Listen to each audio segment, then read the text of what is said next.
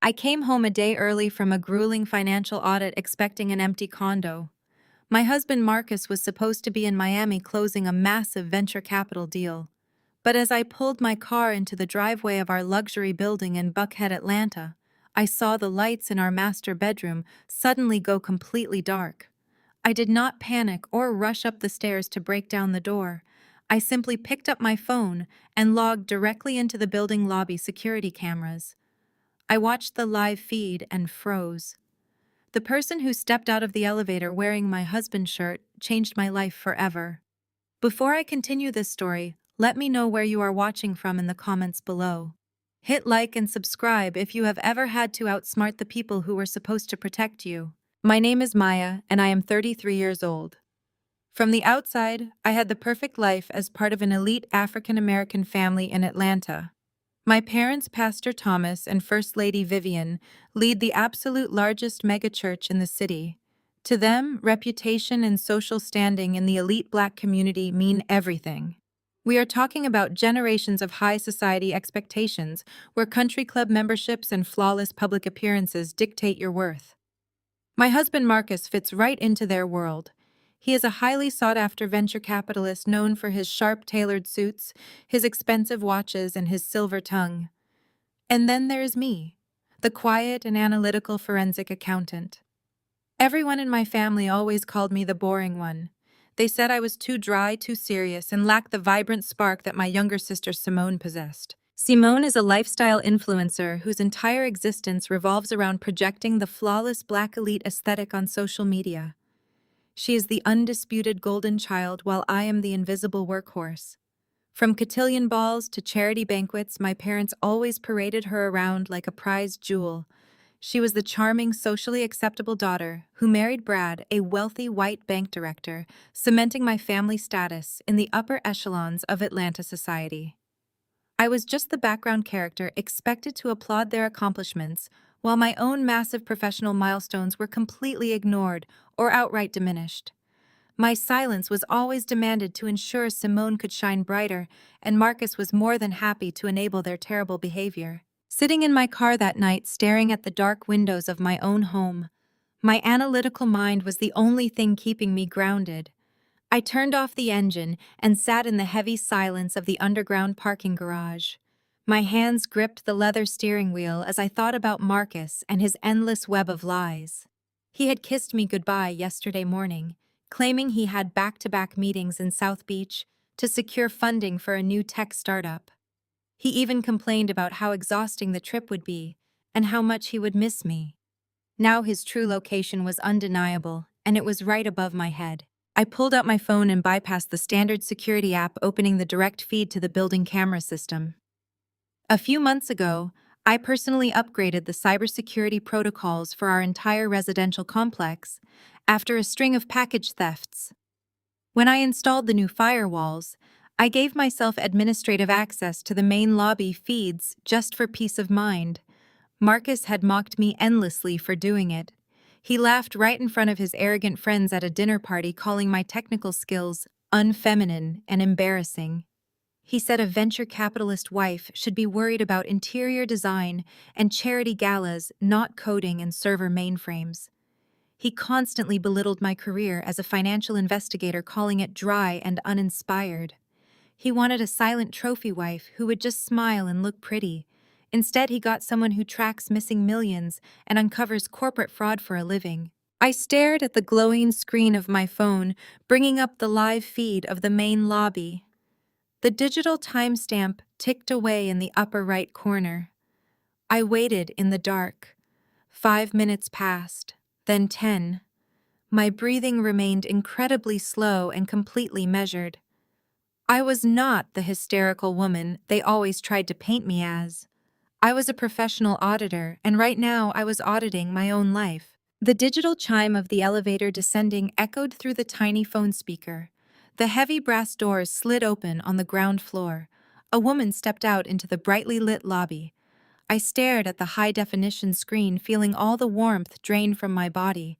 It was not a random stranger or some desperate woman from a local club. It was Simone, my own sister, the precious golden child of our prestigious family. She was walking through my building lobby at 11 at night. But what made the bile rise in my throat was what she was wearing. She had on Marcus' custom-tailored monogrammed white dress shirt, the exact shirt I had picked up from the dry cleaners for him just 2 days ago. It was unbuttoned dangerously low, acting as a makeshift dress over her bare legs.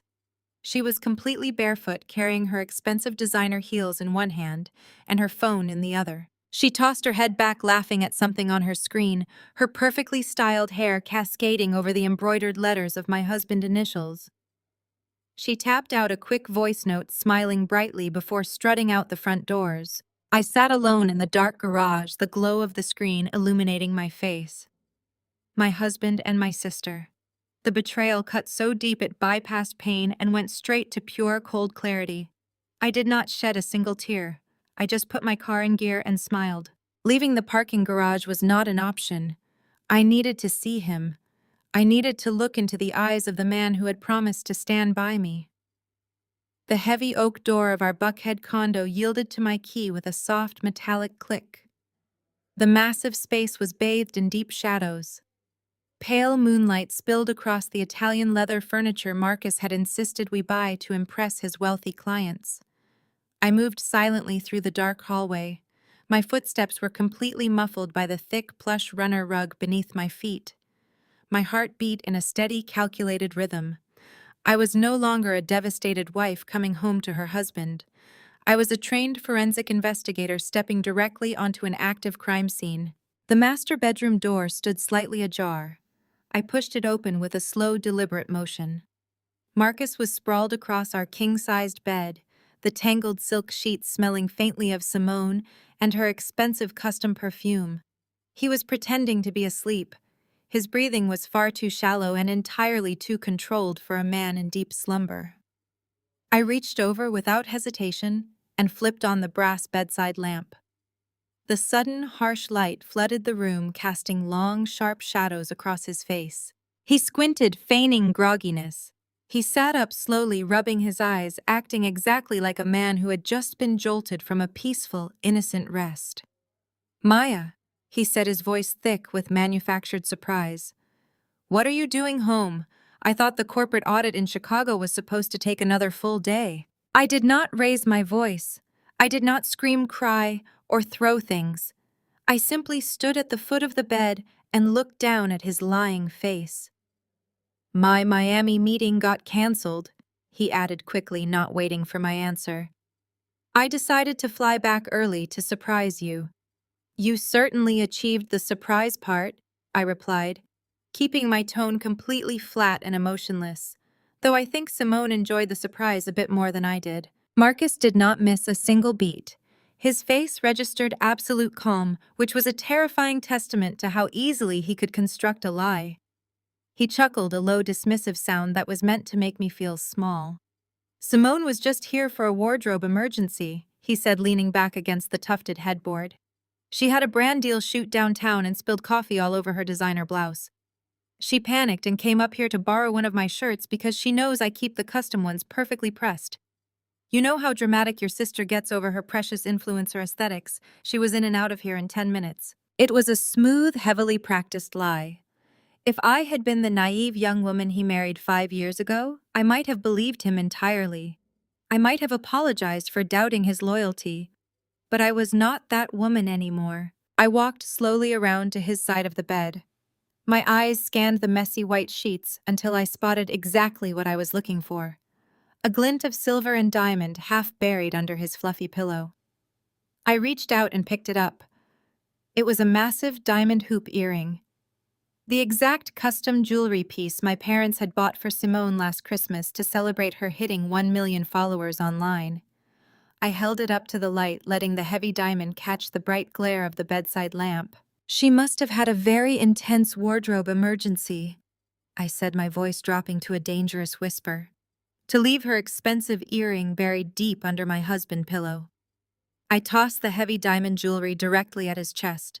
It struck his bare skin with a soft thud and fell onto the tangled sheets. The charming mask finally slipped. The charismatic venture capitalist vanished completely, replacing the smooth facade with something cold, arrogant, and vicious. Marcus did not try to invent another creative excuse. He did not beg for my forgiveness or offer any empty apologies. He simply looked at me with pure, unadulterated contempt. He picked up the earring and set it on the nightstand with a slow, deliberate movement. "Let us be honest, Maya," he said, his voice dripping with pure arrogance. "Look at you. You are dry. You are rigid. You spend your entire life buried in spreadsheets and forensic accounting reports. You bring absolutely no value to my social standing. I need a woman who understands how to navigate the elite circles of Atlanta, a woman who knows exactly how to charm wealthy investors at country club galas. Simone is vibrant. She is beautiful. She is the undeniable face of your family. You are just the boring background character who pays the bills." His cruel words were specifically designed to tear down my self-worth and leave me a crying, shattered mess on the floor. He fully expected me to fall to my knees and ask him why I was not enough for him. He wanted the ultimate power trip of breaking the strong, independent woman he had always secretly resented. Instead, I simply stared at him. I took a calm step back from the bed, smoothing the front of my tailored business suit. "You are absolutely right, Marcus," I said, maintaining perfect, unwavering eye contact. "I am a boring accountant, and this boring accountant is going to sleep in a luxury hotel tonight. We will discuss the logistics of our immediate divorce tomorrow through our legal counsel." I turned my back on him and pulled my smartphone from my pocket. I opened my secure banking app to book a penthouse suite at the St. Regis downtown.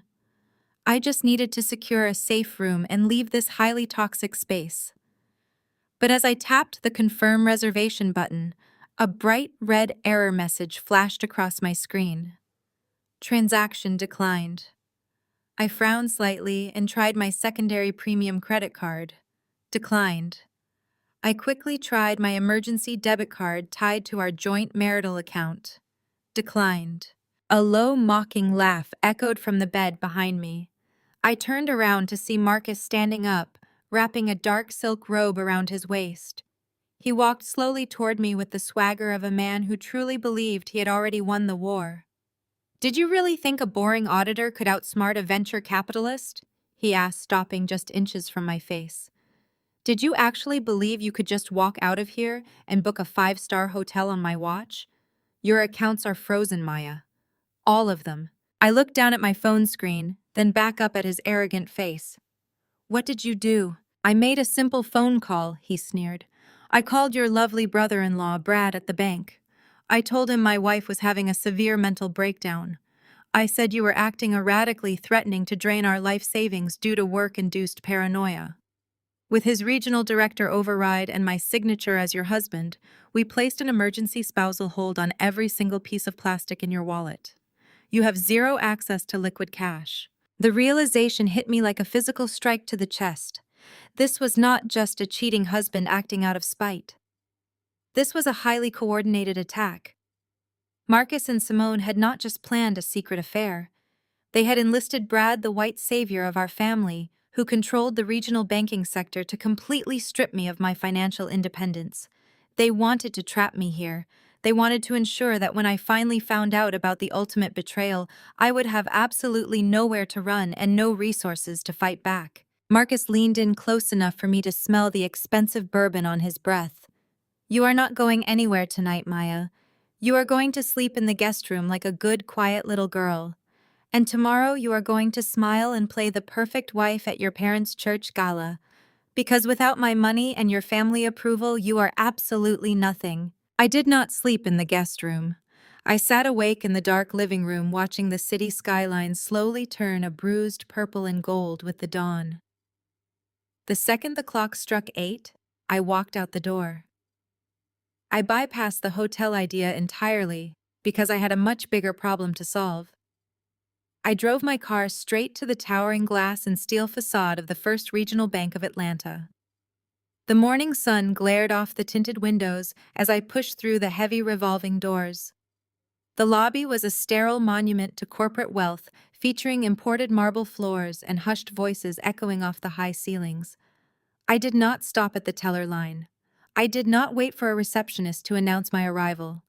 I walked straight past the velvet ropes and pushed open the heavy frosted glass door of the regional director corner office. Brad was sitting behind his massive mahogany desk, sipping an espresso. My white brother-in-law looked exactly like the entitlement he was born into. He wore a bespoke navy suit that easily cost more than my first car, and his blonde hair was perfectly styled. He looked up from his dual monitors and did not even flinch at my sudden intrusion. He simply leaned back in his plush leather chair, resting his elbows on the armrests, dripping with the kind of smug condescension that only generations of unearned wealth can buy. I stood in front of his desk, placing both hands flat on the polished wood. "Lift the hold, Brad," I said, my voice dangerously low and steady. "I know Marcus called you last night. I know you froze my accounts. You are committing financial fraud by locking me out of my own assets without a court order." Brad took a slow, deliberate sip of his espresso. He smiled, a thin, tight smile that barely moved his facial muscles. "Actually, Maya," he said, setting the tiny cup down onto a silver saucer, "I am protecting the bank assets and acting fully within the boundaries of the law. Marcus submitted an emergency spousal hold citing severe mental instability. He claimed you were acting erratically after a work trip and threatening to liquidate joint marital assets. As the regional director, I simply approved a standard protective measure to ensure your financial safety." "Protective measure," I repeated, staring at his arrogant face. "You and I both know those accounts hold my personal earnings. You are abusing your banking authority to help my husband cover up an affair with your own wife." I thought that fact might at least make him hesitate. I thought the reality of Simone betraying him in my bed might crack his arrogant facade. Instead, Brad just laughed, a cold, sharp bark of amusement that echoed off the sterile glass walls of his office. "Do you really think I care about who Simone entertains in her free time?" he asked, leaning forward. "Simone is a brand. We are a power couple. As long as she maintains the perfect image for my family trust and keeps my social calendar full of the right Atlanta elites, I do not care whose bed she sleeps in. Marcus provides her the lifestyle she wants and keeps her expensive influencer habits off my balance sheet. It is a mutually beneficial arrangement for everyone except you." I stared at him, taking in the absolute sheer sociopathy of his statement. My entire family was an intricate web of toxic transactions, and Brad was right in the middle of it. "You are pathetic, Brad," I told him. "You parade around this bank like you built it, but you could not even pass your basic financial licensing exams without me tutoring you for months." Brad stood up, his face suddenly flushing a deep, angry red. He planted his hands on the desk, leaning in to close the distance between us. "Do not ever speak to me like that," he snarled, his voice dropping the polite corporate tone.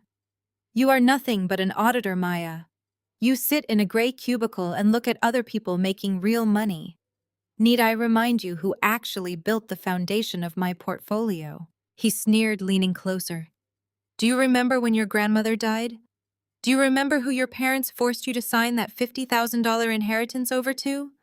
They made you give it to me, Maya. They practically begged me to take your money because they knew the brutal truth of the real world.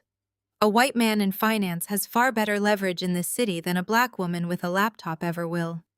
Your own parents chose my potential over yours because you are a boring, uninspired pencil pusher." The memory hit me like a physical blow, but I refused to let him see it register on my face.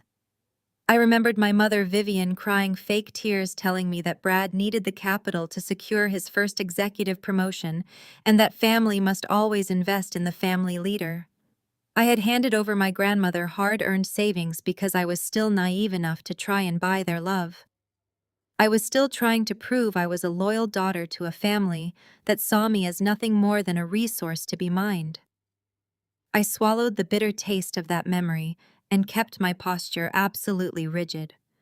I knew I could wipe out his entire banking infrastructure with a few keystrokes on my encrypted servers at Apex Forensics, but I needed to see exactly how deep this conspiracy went before I burned it all down. "You stole my money then, and you are trying to steal it now," I said, my voice unwavering. "But I am not that desperate girl anymore. Unfreeze my cards, Brad, or I will have the Federal Banking Commission auditing every single transaction you have authorized in the last 5 years." Brad smirked, clearly unbothered by my threat. He reached into his top desk drawer and pulled out a thick manila folder. He tossed it onto the desk and slid it slowly across the polished wood until it stopped right in front of my hands. "I do not think you are in any position to make threats, Maya," he said, casually adjusting his expensive silk tie. "In fact, I think you are going to do exactly what Marcus wants." He tapped a manicured finger against the top of the folder. I looked down at the legal document peeking out from the cover. It was a formal deed transfer for my Buckhead condo. "Sign the condo over to Marcus, Maya," Brad said, his voice dripping with absolute malice. "Simone is pregnant and they need the space." I left Brad sitting in his sterile glass office, the sheer audacity of his demand ringing in my ears. "Sign over my home because my sister was pregnant with my husband's child." I did not scream at him. I did not tear the document into pieces. I neatly folded the deed transfer, placed it in my leather tote bag, and walked out of the bank with my head held high. I got into my car and drove straight to the one place I foolishly believed would still offer me sanctuary. I drove to my parents. Pastor Thomas and First Lady Vivian resided in a sprawling $10 million estate situated in the most exclusive gated community in Atlanta. The church congregation fondly referred to it as the parsonage, but there was absolutely nothing humble or holy about the property. It was a fortress of extreme wealth built on the backs of thousands of devoted tithing members. As I pulled up the sweeping circular driveway past the perfectly manicured hedges and the 3 luxury vehicles parked out front, a tiny sliver of hope remained in my chest. I genuinely thought that despite their blatant favoritism toward Simone over the years, they would draw the line at adultery and betrayal. I believed that as leaders of a massive congregation, their moral compass would compel them to stand by my side. I was about to learn exactly how corrupt my family truly was. I found them in the formal living room. The space was overly decorated with heavy velvet drapes, gold leaf accents, and massive oil portraits of our supposedly perfect family. My mother was sitting on a cream-colored sofa sipping tea from a bone china cup. My father stood near the grand marble fireplace reviewing a stack of printed church bulletins. They looked up when I entered, their expressions perfectly serene, completely unaware that I was carrying a bomb that was about to detonate our entire family dynamic. I did not waste time with pleasantries. I stood in the center of the Persian rug and told them everything. I kept my voice steady as I detailed the security footage from the condo, the diamond earring in my bed, the frozen bank accounts, and the sickening document Brad had just tried to force me to sign. I told them Simone was pregnant with Marcus' child. I braced myself for their shock. I waited for my mother to gasp in horror, or for my father to drop his papers in righteous anger. Instead, the room fell dead silent. The only sound was the heavy ticking of the antique grandfather clock in the corner. Vivian slowly placed her teacup on the glass table. The delicate clink echoed loudly. She stood up, smoothing the front of her designer dress, and walked calmly toward me. I thought she was coming to comfort me.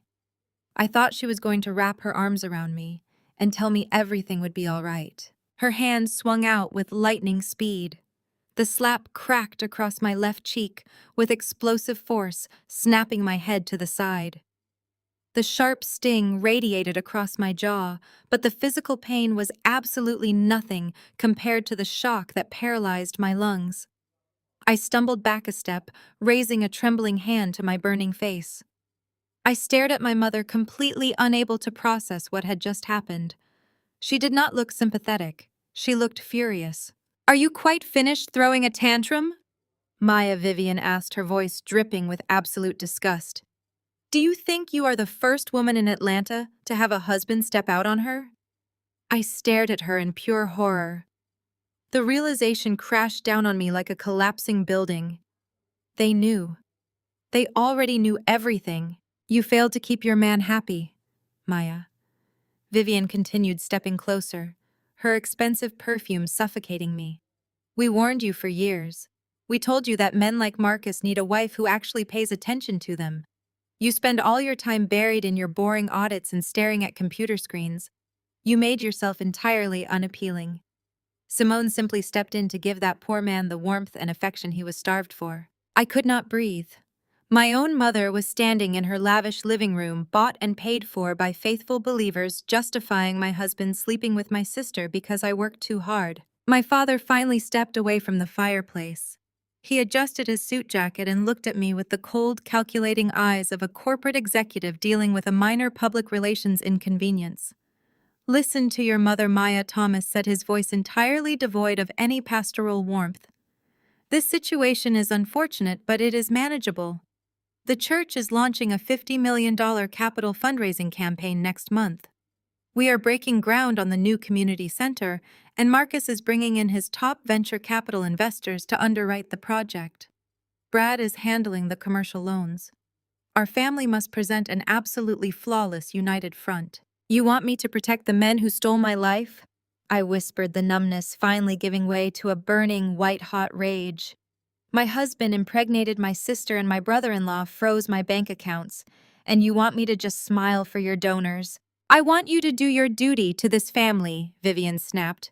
"Simone is carrying the first grandchild of this lineage.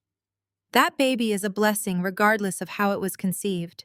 You are going to sign the deed to the condo over to Marcus, just like Brad advised. You will file for a quiet, uncontested divorce, citing irreconcilable differences. You will walk away without making a single sound. And if I refuse, I challenged, locking eyes with my father. If I walk out of here and tell the entire congregation exactly what their beloved first family is covering up."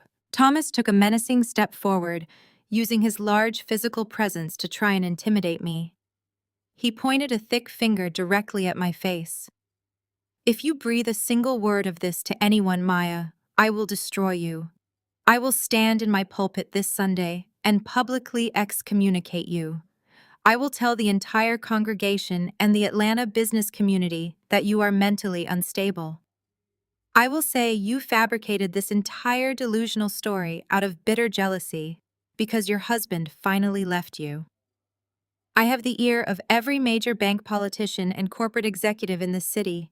If you go against me, you will never work as an accountant in this state again. You will be penniless, ostracized, and completely alone." He stared down at me, fully expecting me to cower. He expected the quiet, boring, obedient daughter to lower her head and surrender to his ultimate authority. For 33 years, I had done exactly that. I had swallowed my pride to keep the peace. But that version of Maya died the moment Vivian's hand struck my face. I slowly lowered my hand from my stinging cheek. The burning rage inside me crystallized into something sharp, precise, and incredibly dangerous. I did not cry. I did not scream. I looked at the two monsters standing before me, and I smiled. It was a cold, empty smile that made my mother involuntarily take a step back.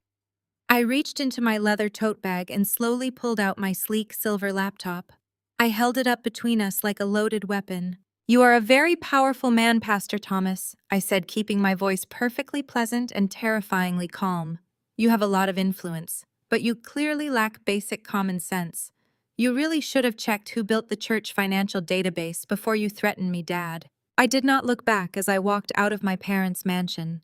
The heavy mahogany front doors slammed shut behind me, cutting off the sound of my father sputtering in absolute shock. I climbed into my car and drove away from the sprawling estates of the Atlanta elite, leaving behind the suffocating weight of their manufactured perfection. I had no access to my credit cards. My joint checking accounts were frozen. I was completely cut off from the financial life I had built with Marcus. But what my arrogant husband and my image-obsessed parents completely failed to realize was that I never actually needed their money. I pulled into the cracked asphalt parking lot of a cheap roadside motel off Interstate 20. It was the kind of place that accepted cash without asking for a secondary form of identification. The air inside the cramped room smelled heavily of stale smoke and cheap industrial bleach. The floral bedspread was thin and worn. A neon sign flickered outside the single window, casting erratic red shadows across the peeling wallpaper. It was a stark, violently different world from my luxury Buckhead condo, but I did not care. I was not here to sleep. I was here to work. I moved the flimsy motel chair to the center of the room and set up my workspace on the scratched laminate table. I reached into my leather tote bag and pulled out my hidden arsenal. 3 high-powered encrypted laptops. I booted them up simultaneously. The room plunged into darkness as I reached over and clicked off the single bedside lamp. The only illumination left was the cold blue and green glow of the 3 digital screens surrounding my face. The light reflected in my eyes as my fingers flew across the keyboards with practiced, lethal precision. My family thought I was just a boring mid-level auditor who pushed papers for corporate firms. They thought my entire existence was confined to gray cubicles and uninspired spreadsheets.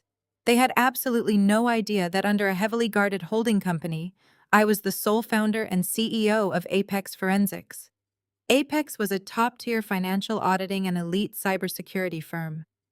We handled discrete investigations for national banks, federal agencies, and Fortune 500 companies. I had built a multi-million-dollar empire entirely in the shadows. I hid my wealth because I knew exactly how my family operated. If Pastor Thomas or Brad had known about my actual net worth, they would have manipulated, shamed, and bled me completely dry to fund their own lavish lifestyles. Marcus would have used my capital to finance his risky venture deals while taking all the public credit. Remaining invisible was my greatest protection.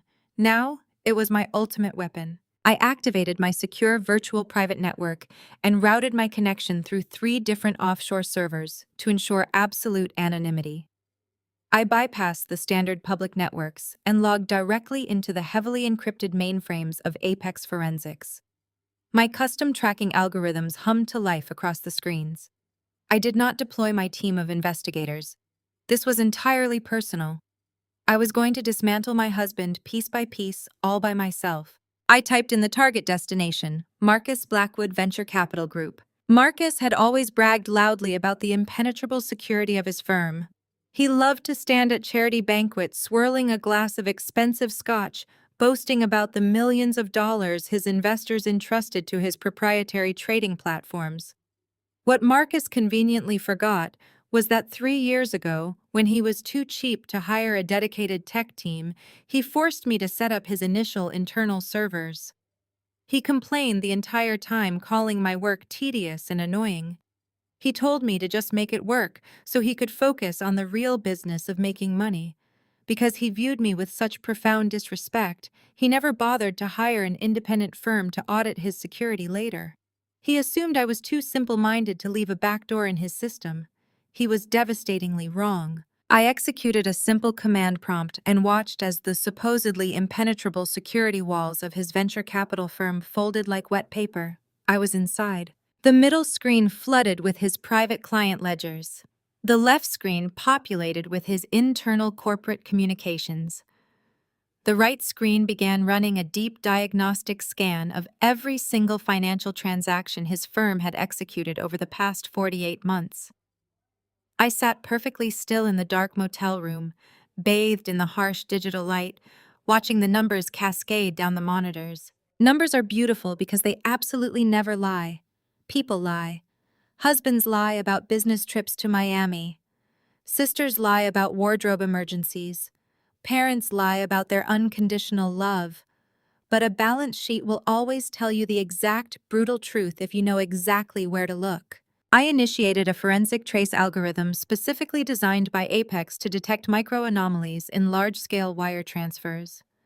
Marcus managed portfolios for some of the wealthiest athletes and real estate developers in Atlanta. The volume of cash moving through his firm daily was massive. It was the perfect cover for a sloppy, arrogant man. At first glance, his ledgers looked flawless. The returns matched the market averages.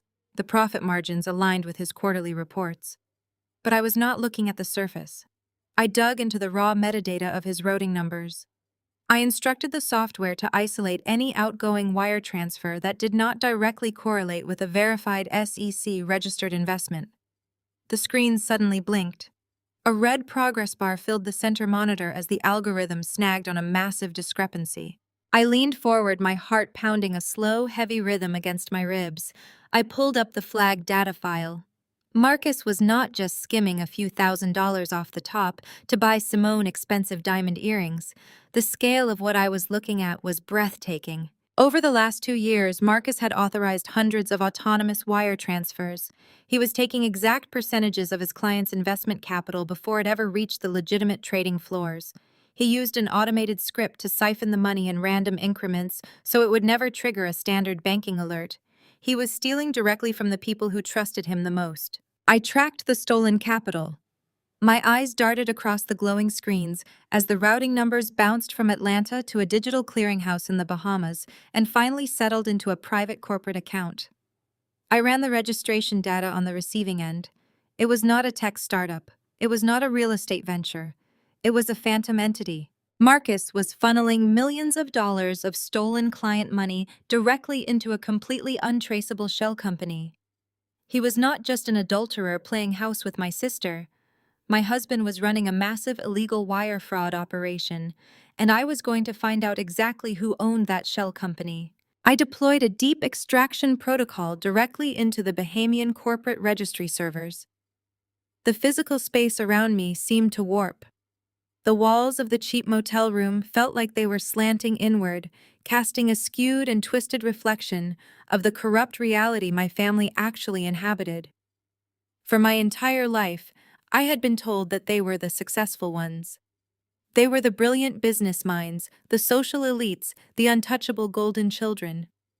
But as the encrypted data decoded across my monitors, the illusion shattered completely. They were not brilliant. They were just common thieves wearing expensive suits. The tracking algorithm chewed through layers of digital camouflage. Marcus had tried to be clever. He had nested the Phantom Corporation inside 3 other shell companies, utilizing proxy directors in the Cayman Islands and blind trusts in Panama. It was a classic layering technique designed to exhaust any standard IRS auditor. But I was not a standard auditor, and I was not operating under federal jurisdiction. I was a betrayed wife with root access and absolutely nothing left to lose. I bypassed the final firewall and the incorporation documents flooded my center screen. I ran a quick cross-reference on the primary beneficiary and sole managing director of the offshore account. The system paused for a fraction of a second before flashing the verified identity in bold white text. Simone. I sat back in the flimsy plastic chair, the breath leaving my lungs in a sharp, silent exhale. The sheer audacity of the betrayal was staggering. Marcus had not just been sleeping with my younger sister. He had been using her as his primary money laundering vehicle. Suddenly, every single aspect of Simone's highly curated life made perfect sense. I thought about her massive social media presence, the spontaneous trips to Dubai on private jets, the sudden acquisition of a $250,000 sports car, the endless parade of custom designer bags and diamond jewelry that she claimed were the result of lucrative brand deals and sponsorships. It was all a lie. Simone was not a successful lifestyle influencer. Her entire online aesthetic was nothing more than an elaborate front to legitimize millions of dollars in stolen client capital. Marcus would siphon the funds from his venture capital investors, route the money through the offshore shell company, and then pay Simone exorbitant consulting fees for fake marketing services. It was the perfect symbiotic relationship. He got to steal millions without raising red flags at his firm, and she got to live the life of a billionaire socialite without ever working a legitimate day in her life. I stared at her digital signature on the screen, and a bitter taste flooded my mouth. My mother had spent decades grooming Simone for exactly this kind of parasitic existence. Vivian had taught her that beauty was a currency to be traded for luxury, and that rules only applied to the people who could not afford to break them. The memory of that conditioning hit me with violent clarity. I remembered standing in the glaring fluorescent light of an exclusive Buckhead bridal boutique. I was 19 years old, and I had just cashed the very first paycheck from my grueling summer accounting internship. I was exhausted, but proud. Then Vivian had physically grabbed my wrist, dragging me toward the register where Simone stood twirling in a $5,000 custom sequined prom dress. "Pay for it, Maya," my mother had demanded, her voice sharp and unyielding. When I hesitated, explaining that I needed that exact money to buy my college textbooks for the upcoming semester, Vivian had simply snatched my debit card right out of my trembling hand. "Simone is the face of this family, Maya." Vivian had declared loudly enough for the wealthy sales clerks to hear. She needs to look the part. You are just going to be sitting in a library anyway. No one cares what you look like. You have to support your sister. Simone had stood there admiring her own reflection in the trifold mirror, offering a vacant, perfect smile as my bank account was completely drained. My mother had literally forced me to finance Simone's superficial image because I was deemed unworthy of investment. Now, decades later, Simone was still operating as the face of the family. Only this time, that beautiful, flawless face was attached directly to a massive federal crime. I turned my attention back to the glowing monitors, my fingers hovering over the keyboard. A new question formed in my mind. Moving millions of dollars of venture capital to offshore accounts was not something Marcus could just do quietly on his laptop. The federal banking regulations surrounding international wire transfers were incredibly strict. Financial institutions utilized automated fraud detection software specifically designed to freeze massive unexplained capital flight. The money had to pass through a legitimate institutional gateway. Someone had to open the door and hold it open while Marcus shoved the stolen cash through. I launched a secondary trace algorithm focusing entirely on the clearinghouse protocols. I pulled the digital authorization certificates attached to every single one of the illegal wire transfers over the past 2 years. My eyes scanned the raw data looking for the institutional override. Every offshore transaction required a manual authorization from a senior executive at the originating bank to bypass the security flags. I isolated the employee identification code attached to the overrides and ran it through the regional banking registry. The screen blinked green.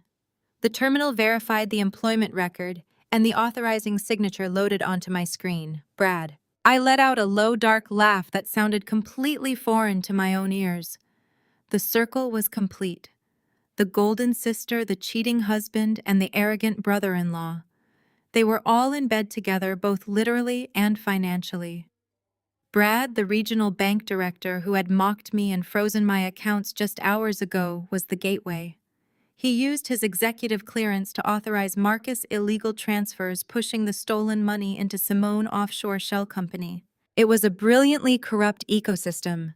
Marcus stole the money, Brad cleared the money, Simone spent the money, and they all believed they were completely untouchable because they thought the only person who could possibly catch them was a boring, uninspired accountant who was too busy trying to earn their love to ever look closely at their ledgers. They thought they had broken me. They thought freezing my checking accounts and slapping my face would force me into quiet submission. I looked at the 3 screens illuminating the dark motel room, holding enough digital evidence to send my entire family to federal prison for decades. I reached out and tapped the keyboard, initiating the download sequence to my secure offline servers. I was not going to give them a quiet, uncontested divorce. I was going to give them an absolute massacre. The heavy oak doors of the Piedmont Country Club yielded to my touch, revealing a scene of sickeningly manufactured joy. If my life were a movie, the camera would be sweeping through the grand ballroom right now, gliding effortlessly past the cascading towers of expensive vintage champagne and mountains of imported pastel roses. The visual was an absolute masterclass in obscene extravagance. There were towering ice sculptures carved into the shapes of pacifiers and storks. A string quartet played instrumental versions of top 40 hits in the corner. Waiters in crisp white tuxedos circulated with silver trays of caviar and gold leaf truffles. The room was packed to the brim with Atlanta elite donors, socialites, and venture capitalists, all blissfully unaware that this entire pastel nightmare was funded by stolen money. I moved through the sea of chiffon silk and seersucker with deliberate, unhurried steps. I was not wearing a floral sundress or a modest cardigan. I wore a razor-sharp charcoal gray business suit, tailored to absolute perfection. It was the armor of a woman walking onto a battlefield. My black stiletto heels clicked rhythmically against the polished hardwood floor, cutting through the soft ambient chatter. Heads began to turn. Conversations died mid-sentence. The clinking of crystal glasses faded away as the wealthy guests caught sight of the wronged wife, crashing the celebration. I kept my posture rigid and my gaze fixed straight ahead. Simone was holding court at the far end of the ballroom, sitting on a literal velvet throne draped in floral garlands. Marcus stood beside her wearing a bespoke linen suit, playing the role of the proud, expectant father. When they finally spotted me, the color drained from Marcus' face instantly. Simone simply narrowed her eyes, her perfectly contoured features hardening into a mask of pure irritation. Before I could get within 50 feet of the throne, my parents intercepted me. Pastor Thomas and First Lady Vivian materialized from the crowd, moving with the desperate speed of people trying to contain a localized explosion. My father grabbed my upper arm, his fingers digging painfully into the sleeve of my suit jacket. "What in the name of God do you think you are doing here, Maya?" He hissed, his voice barely above a whisper, but vibrating with raw fury. "You are going to ruin this entire event." Vivian stepped directly into my path, blocking my view of Simone. Her eyes were wide with panic as she forced a tight, rigid smile for the benefit of the staring guests. "We told you to stay away," Vivian muttered through clenched teeth. "You are humiliating yourself. I am calling security right now and having you physically thrown out onto the street." She raised her hand to signal a burly security guard stationed near the exit. I did not pull my arm away from my father. I simply leaned in close enough for them to smell my perfume. "If that guard takes a single step toward me," I said, my voice perfectly calm and crystalline clear, "I will start screaming the truth at the top of my lungs. I will tell every single donor and investor in this room exactly whose bed Marcus has been sleeping in, and exactly how much church tithing money you are desperately trying to protect." My father's grip loosened instantly. He dropped his hand as if my jacket had suddenly caught fire. Vivian lowered her arm, her face flushing a deep, angry red. They were cowards who worshipped their public image above all else. They stepped aside, powerless to stop me. I continued my walk toward the velvet throne. The crowd parted completely, creating a wide path for me. Marcus looked like he wanted the floor to swallow him whole. He took a small step backward, distancing himself from Simone. But Simone was too arrogant to show fear. She sat up straighter, resting a protective hand on her slightly rounded stomach. She looked at me with a sickening mixture of fake pity and triumphant smugness. "Maya," she said loudly, ensuring her voice carried to the surrounding guests, "you really should not be here. It is not healthy for you to obsess over us like this. I know you are hurting, but this is a celebration of life. Please do not make a scene." She was playing the graceful victim, painting me as the bitter, deranged ex-wife. I smiled, a warm, genuine smile that caused her smug expression to falter. "I would never dream of ruining your special day, Simone," I said, matching her projected volume. "In fact, I came here specifically to bring you a gift. I think it is exactly what you deserve." I reached into my structured leather tote bag and pulled out a beautiful, heavy silver gift box tied with a pristine white silk ribbon. I held it out to her. Simone hesitated. She looked at Marcus, who refused to make eye contact with her. Driven by her own vanity and the watchful eyes of the entire country club, she reluctantly reached out and accepted the box. She pulled the silk ribbon. It fell away smoothly. She lifted the silver lid. There were no designer baby clothes inside. There were no diamond rattles or silver spoons. Inside the box were hundreds of pages of tightly printed financial ledgers. They were the raw, unedited transaction records I had extracted from the Apex forensics servers. The top page prominently displayed the name of her offshore shell company alongside the routing numbers of the stolen venture capital funds. Simone stared down at the dense blocks of numbers, her brow furrowed in genuine confusion. She was a parasite who spent money she did not understand how to read a balance sheet. "What is this?" she asked, her voice dropping its performative sweetness. Before I could answer, Brad shoved his way through the crowd. My brother-in-law was sweating profusely, his blonde hair disheveled. He reached the throne and looked over Simone's shoulder down into the silver box. Brad was a banker. He knew exactly how to read a balance sheet. I watched his eyes scan the routing numbers and the specific institutional override codes printed clearly on the top page. The transformation was instantaneous and beautiful. The arrogant, untouchable regional bank director vanished. His face went chalk white. The blood completely drained from his cheeks, leaving him looking like a corpse. He recognized his own digital signature authorizing the theft of millions of dollars. Brad snatched the stack of papers out of the box with violently trembling hands. He shoved them against his chest, looking around the room in absolute panic. Then he stepped right up to me, closing the distance until I could feel his erratic breath on my face. "You have absolutely nothing, Maya," he whispered, his voice a desperate venomous hiss, meant only for my ears. "You are a crazy, bitter woman holding a box of meaningless numbers. You cannot prove a single thing. You have no proof of who authorized these offshore transfers. I will bury you in court. I will destroy your forensic company and leave you rotting in a jail cell for corporate espionage." I did not blink. I did not step back. I let my cold smile widen into a victorious smirk. I slowly raised my right hand and pointed a single manicured finger at the lapel of my charcoal suit. Resting perfectly on the expensive fabric was a small, sleek silver lapel pin. It looked like a high-end fashion accessory, but it was actually a military-grade hidden camera. "You really should smile, Brad," I said, my voice dripping with the exact same condescension he had used on me in his office. "This lapel pin is a high-definition camera with an integrated audio uplink. It is currently streaming directly to my secure off-site servers. I just recorded the regional director of the First Regional Bank holding the exact illegal offshore ledgers he authorized while threatening me in front of 100 witnesses." Brad stared at the tiny silver pin, his mouth hanging slightly open in pure, unadulterated terror. He finally realized that the boring accountant had just checkmated him in front of the entire city. The silence in the country club ballroom was absolute as I turned on my heel and walked toward the exit. I did not look back. I did not need to. I could hear the panicked, ragged breathing of my brother-in-law behind me, his threats dying completely in his throat as the reality of his own destruction set in. The sea of wealthy guests parted for me. Their champagne glasses lowered, their eyes wide with shock.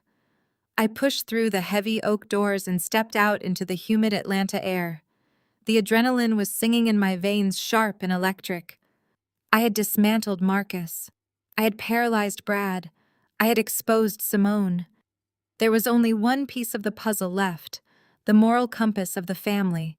I climbed into my car and drove straight to the Sanctuary of Grace. My father operated a sprawling megachurch campus in the heart of the city, a massive compound of glass and steel that drew 10,000 worshipers every single Sunday. I bypassed the main sanctuary and walked directly toward the administrative wing. The building was quiet on a Tuesday afternoon. The plush carpet absorbed the sound of my footsteps as I moved past the empty receptionist desk and pushed open the heavy double doors of the pastoral suite. The room was a monument to opulent religious branding. Floor-to-ceiling stained glass windows cast long, colorful shadows across the imported hardwood floors. My father, Pastor Thomas, was sitting behind his massive mahogany desk, reviewing his printed sermon notes with a gold-plated pen. From where I stood framed in the doorway, the vaulted ceiling soared endlessly above him. It created a severe high-angle perspective looking down at him, making the great spiritual leader of Atlanta look incredibly small and cornered behind his expensive furniture. I walked forward and slammed a second copy of the printed financial ledgers directly onto the center of his desk. "Your son-in-law is going to federal prison," I said, my voice flat and echoing slightly in the cavernous room. "And so is Marcus. They have been stealing millions of dollars from venture capital clients and funneling it offshore through a shell company owned by Simone." I stood there waiting for the righteous indignation. I waited for the pastoral outrage. I expected him to leap to his feet, to deny it, to demand proof, to act horrified that the men he brought into our family were common criminals. Instead, my father's face crumbled. He did not look at the papers. He did not ask what they meant. He looked frantically at the closed oak doors behind me to ensure no one was listening. His hands began to tremble violently. "Maya, lower your voice," he hissed, his tone dropping into a desperate, panicked whisper. The remaining pieces of the puzzle shifted and locked into place with terrifying clarity. He was not surprised. He was terrified. I leaned over the mahogany desk, placing my hands flat against the polished wood. You knew I stated the realization hitting me like a physical blow. You knew exactly what they were doing. My father let out a ragged breath, the holy facade he had worn my entire life shattering completely into pieces. He sank back into his leather chair, wiping a hand across his sweating forehead. Brad was in too deep, he whispered, his eyes darting wildly around the empty office. He made terrible investments, unregulated leverage bets. He owed money to dangerous creditors, Maya. The kind of people who do not take you to civil court. They break legs. They ruin lives. I stared at him, processing the absolute absurdity of his defense. So you let Marcus steal millions of dollars to pay off Brad gambling debts, I demanded. My father shook his head, a pathetic attempt to justify the unjustifiable. If Brad went down for fraud, our entire connection to the Atlanta elite would be destroyed. The church board would revolt. The family would lose its standing with the banking circles. We needed Brad to remain the untouchable white savior of our financial portfolio. Marcus had the capital, but he needed a way to clean it before it went offshore. The banking algorithms would catch a direct transfer of that magnitude. He swallowed hard. I gave them access to the Church International Charity Fund. The sheer revulsion I felt was suffocating. I felt physically sick. It was a pass-through account. My father continued, his voice pleading for me to understand his corrupt logic. Completely untaxed, unaudited by the federal government. We washed the stolen venture capital through the orphanage initiative in Haiti. Then Brad used his executive clearance to clear the money cleanly to the Bahamas. We were protecting the family, Maya. We had to survive. My father, a man who preached about integrity and divine justice to thousands of desperate, hopeful people every Sunday, was running an international money laundering operation through a fake orphanage. He was stealing from his own congregation, betraying his faith, and breaking federal law, all to protect a mediocre banker, so our family could keep their exclusive seat at the country club. You used tithing money to clean stolen capital, I said, making sure the brutal truth hung clearly in the air. You are worse than all of them. My father stood up quickly, his hands raised in a placating gesture. It was temporary. It was just until Brad got his account stabilized. Maya, you have to understand. If this gets out, the church is finished. The family is ruined. Everything I have built for 30 years will be gone. He reached into his desk drawer, his hands moving with frantic urgency. He pulled out a heavy brass key and unlocked a lower filing cabinet. I can make this right for you, Maya. I know Marcus hurt you. I know your mother and I have not been fair to you. We always pushed you aside for Simone. I can fix that right now. He pulled out a thick leather portfolio and unzipped it. Inside were stacks of banded $100 bills. There is a reserve fund, he said, his voice slick with desperation. Discretionary tithes, completely untraceable cash reserves donated by our wealthiest members. I can give you $1 million today, Maya. Just give me the hard drives, delete your server backups, walk away from Marcus and start a new life anywhere you want. You never have to see us again. I looked at the man who had raised me. The man who had demanded my absolute perfection while hiding his own rot. He was actually trying to bribe me with the stolen donations of his own congregation. I reached into the pocket of my charcoal suit and pulled out my phone. I held it up, the screen glowing brightly in the dim light of the pastoral suite. I tapped the red circle in the center of the screen, ensuring the recording timer was ticking upward in bold, clear numbers for him to see. Keep your blood money, Pastor, I said, my voice steady and cold. You are going to need it for your defense attorney. The fluorescent lights of the downtown mediation center buzzed with a low, irritating hum that seemed to amplify the suffocating tension in the small, sterile room. My vision shifted in fast, erratic pans, darting sharply between the players at the mahogany table. To my left sat Marcus, lounging in his chair with an air of absolute entitlement. Across from him sat his high-priced divorce attorney, a man whose suit probably cost more than my first car. And standing near the door, arms crossed over his chest like a smug bouncer, was Brad. They thought they had me surrounded. They thought this coordinated display of aggressive masculine power would intimidate me into submission. Marcus' attorney reached into his leather briefcase and pulled out a stack of legal documents, dropping them onto the center of the glass table with a heavy thud. He slid them across the polished surface until they rested directly in front of me. "These are the finalized terms of the dissolution of marriage," the attorney said, his voice smooth and practiced. "Marcus is prepared to walk away quietly and handle this without dragging your name through a lengthy public trial.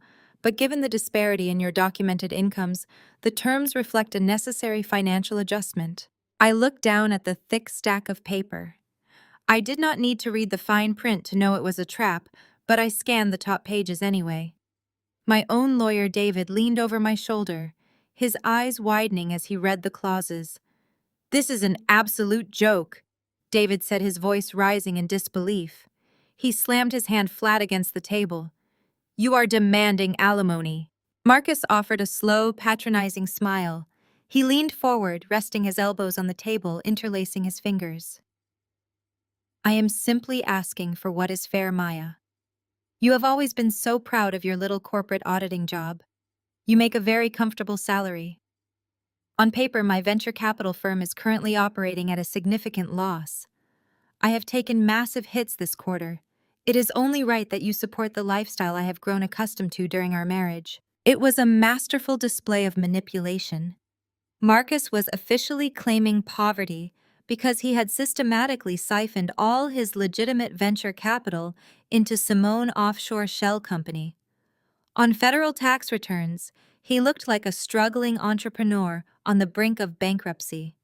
He was using the very fraud he committed to legally extort me for spousal support. "But there is more," David said furiously, flipping to the third page of the decree. "You cannot possibly be serious with this section. You want her to assume the business debts." Brad let out a sharp, cruel laugh from his position by the door. "She was the one who set up the initial servers for the firm." He chimed in, his voice dripping with condescension. "She was involved in the early architecture of the business. It is only fair she shoulders her half of the liabilities." I stared at the specific clause.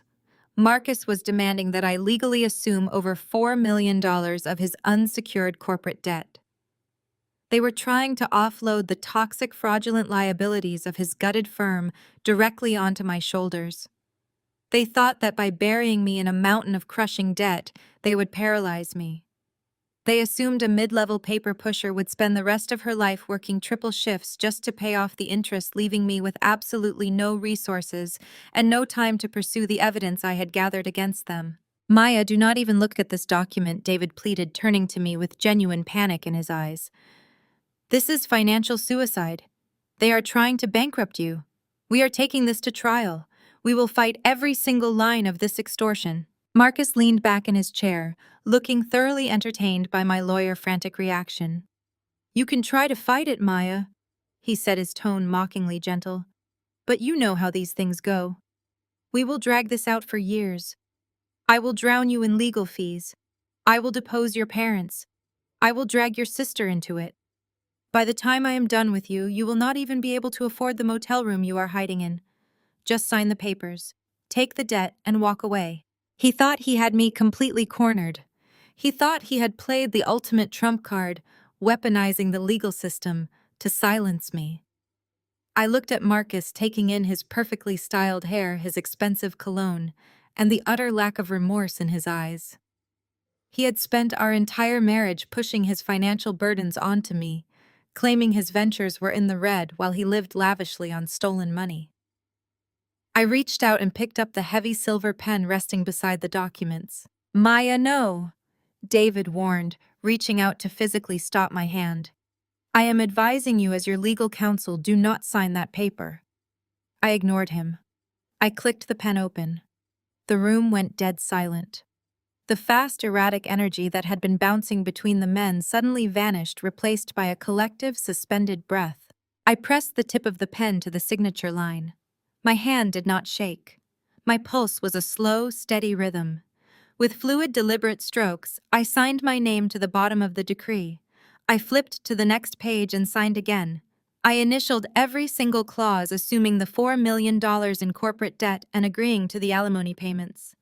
I slid the signed documents back across the glass table. For a fraction of a second, Marcus just stared at the papers, unable to comprehend how easily I had capitulated. Then the realization washed over him.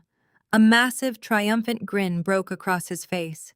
He looked up at his lawyer, who let out a long breath of relief. By the door, Brad burst into loud, arrogant laughter. "I told you," he sneered, shaking his head. "I told you she was weak. She always folds when you apply a little pressure.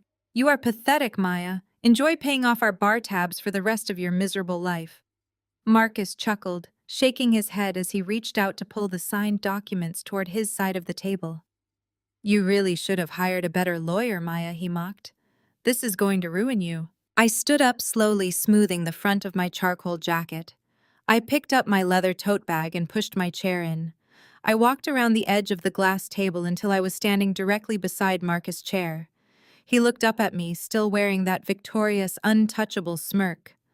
I leaned down, placing my hands on the armrests of his chair, trapping him in place. I lowered my face until my lips were just inches from his ear. "You should really read the fine print on corporate liability laws, darling." I whispered, my voice entirely devoid of emotion. Marcus' smirk faltered slightly, his brow furrowing. By the way, I continued, keeping my voice low and perfectly steady.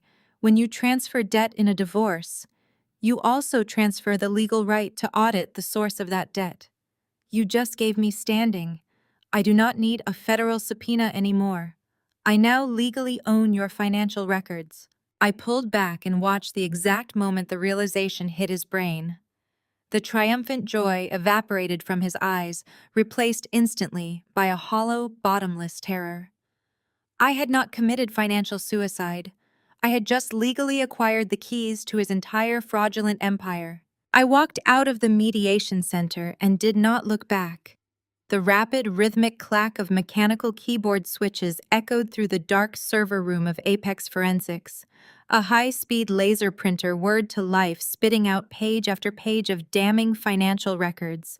A heavy rubber stamp slammed down against crisp white paper, marking documents as certified exhibits. IRS Form 3949A. Information referral documents populated across my glowing monitors, line by line, detailing massive international tax evasion and corporate fraud. Marcus thought he was a genius. He thought handing me $4 million of his toxic liabilities would crush me into terrified submission. What his arrogant, overpriced divorce attorney completely failed to realize was the bedrock principle of financial law. When you assume a legal debt, you simultaneously assume the absolute legal right to demand the source documentation of that debt. I did not have to hack his servers anymore. I did not have to hide behind proxy IP addresses or worry about the legality of my digital intrusion. I was now legally entitled to every single bank statement, every wire transfer log, and every offshore account ledger Marcus had ever touched. He had literally handed me the murder weapon with his fingerprints still warm on the handle. I spent 72 straight hours locked inside the secure underground vault of my company, compiling the ultimate dossier. I cross-referenced the Bahamian shell company records with the domestic wire transfers. I mapped the exact digital footprints of Brad executive overrides at the regional bank. I traced the money flowing seamlessly from Marcus' venture capital firm directly into my father's supposedly sacred orphanage fund. It was a beautiful, horrifying tapestry of unadulterated greed. They had turned a house of worship into an international washing machine for dirty money. And Simone was sitting at the very end of the pipeline, catching the clean cash to fund her pathetic counterfeit life. The fake consulting invoices she submitted to Marcus were printed right alongside the church tithing logs. The scale of the conspiracy crossed multiple state lines and international borders. I gathered the final printed dossiers and locked them inside a heavy titanium briefcase. I did not drive to the local Atlanta police precinct. I knew exactly how this city operated, and I knew exactly who my father had in his pocket. Pastor Thomas had spent the last 20 years glad handing city councilmen funding local police athletic leagues and inviting judges to exclusive prayer breakfasts. Brad played golf every single Sunday with the local district attorney. If I handed this massive file to a local detective, It would be buried in a basement filing cabinet before lunchtime, and my family would be on a private jet to a non-extradition country by dinner. I needed an entity that did not care about my father's megachurch influence. I needed the federal government. The federal building in downtown Atlanta was a towering monolith of concrete and tinted glass. The air inside the interrogation room was sterile and cold, smelling faintly of industrial floor wax and stale coffee. I sat perfectly straight in a rigid metal chair facing two men who held the power to obliterate my family. On my left was Special Agent Reynolds from the Federal Bureau of Investigation Financial Crimes Unit.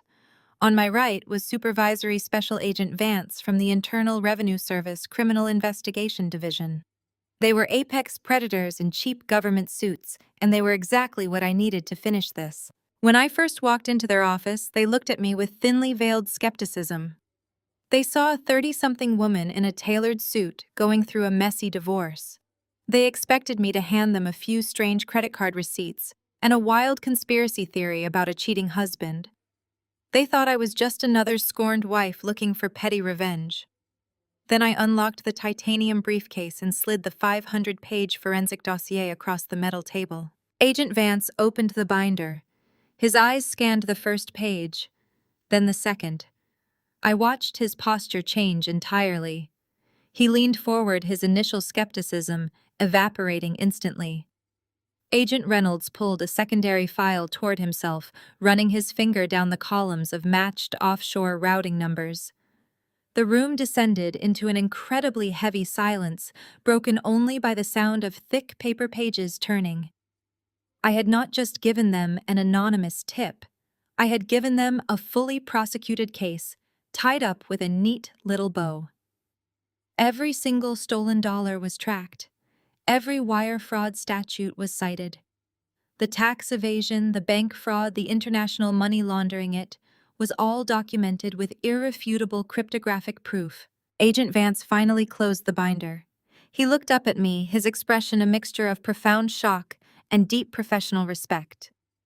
He tapped his pen against the metal table, acknowledging that the sheer scale of the federal crimes outlined in my report carried mandatory minimum sentences that would ensure Marcus Brad and my father would die in federal prison. The evidence I provided was absolutely flawless. Agent Reynolds leaned back in his chair, crossing his arms over his chest. He looked at me with a serious, unblinking gaze and asked a very simple question.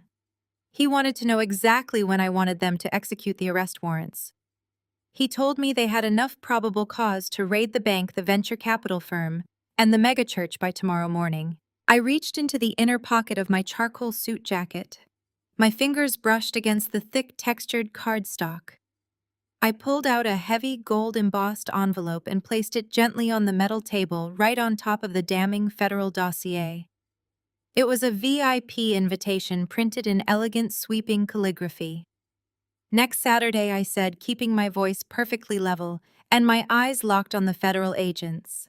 At the church 20th anniversary gala, the slow creeping zoom focused directly on Simone's face, filling my phone screen with a high-definition display of calculated misery. The harsh blue light of my smartphone illuminated the sterile white walls of my half-empty office. Simone was live on Instagram, broadcasting her manufactured grief to over 80,000 devoted followers. She looked absolutely flawless, even while sobbing. Her crocodile tears tracked perfectly down her flushed cheeks, leaving her expensive waterproof mascara completely undisturbed. She sat in a plush velvet rocking chair, placing both hands protectively over her slightly rounded stomach. She rocked back and forth within the custom-designed nursery she had funded entirely with Brad's stolen venture capital money. "I never thought the ultimate betrayal would come from my own blood," Simone choked out to the camera. Her voice trembled with a practiced, delicate vulnerability that she had honed to an absolute science. "This is a high-risk pregnancy. The doctors explicitly told me I needed absolute peace and quiet to ensure the safety of my child. But my sister has decided to make it her personal mission to destroy my husband and ruin my family. She is so consumed by toxic, unhinged jealousy that she simply cannot stand to see me happy. She is trying to tear down everything Brad has worked so hard to build." The comment section scrolled rapidly up the right side of my screen in a chaotic blur of digital outrage. Hundreds of strangers were dropping heart emojis and typing furious messages directed entirely at me. I watched the text fly past. Cut toxic family members out of your life immediately. Your sister sounds like a literal psycho.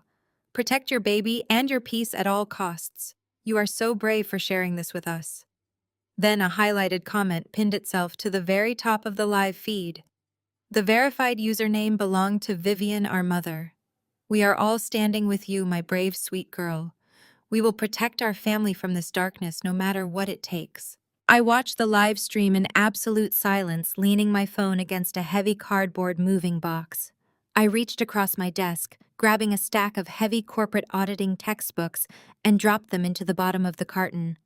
I pulled strips of clear packing tape from the dispenser, tearing them off with a sharp, violent ripping sound that echoed sharply in the quiet room. Simone was playing her favorite role, the fragile, injured victim. She had been perfecting this exact performance since we were children, living under the same roof. I pulled my framed accounting degrees off the wall, sliding them carefully between thick layers of bubble wrap. The physical movement of packing away my old life brought a sudden vivid memory rushing to the forefront of my mind. I was 12 years old, standing in our childhood dining room. I had spent 3 exhausting weeks building an intricate architectural scale model for the state science fair. It was a flawless balsa wood bridge designed to bear 50 times its own weight. Simone had walked into the room, picked up a heavy hardcover encyclopedia, and slammed it directly into the center of my model, crushing months of hard work into worthless splinters. Before I could even register what had happened, or scream in anger, Simone had thrown herself onto the hardwood floor and started shrieking at the top of her lungs. When our mother rushed into the dining room, Simone pointed a trembling finger at me, crying hysterically that I had smashed my own project in a fit of rage just to frame her because I was jealous of her popularity at school. Vivian had immediately dropped to her knees, wrapping her arms tightly around Simone, rocking her and soothing her while forcing me to sweep my ruined hard work into a black plastic trash bag. I had learned that day that truth was entirely irrelevant when faced with a superior performance. I folded the flaps of the cardboard box and sealed the carton shut, wiping a layer of dust from my hands. On the phone screen, Simone was still holding court, leaning intimately into the camera lens. "Brad and I need to heal from this unprecedented trauma," she whispered, dabbing at the corner of her eye with a monogrammed tissue. "The stress is becoming dangerous for the baby. We are looking into taking a restorative retreat, a private luxury sanctuary in the Bahamas where we can protect our peace, disconnect from this toxicity, and focus entirely on our growing family away from all this targeted harassment." The Bahamas. She was not looking for a restorative wellness retreat. She was looking directly at the exact geographic location of the offshore shell accounts Marcus had set up for her. She knew the federal walls were rapidly closing in around them. She could feel the pressure mounting, and she was actively laying the public groundwork for a heavily documented escape. She wanted her loyal followers and our gullible parents to view her sudden international departure as a necessary medical retreat rather than the desperate act of a criminal fleeing federal jurisdiction. It was a brilliant preemptive alibi. I picked up my phone. The live viewer count was rapidly climbing past 10,000.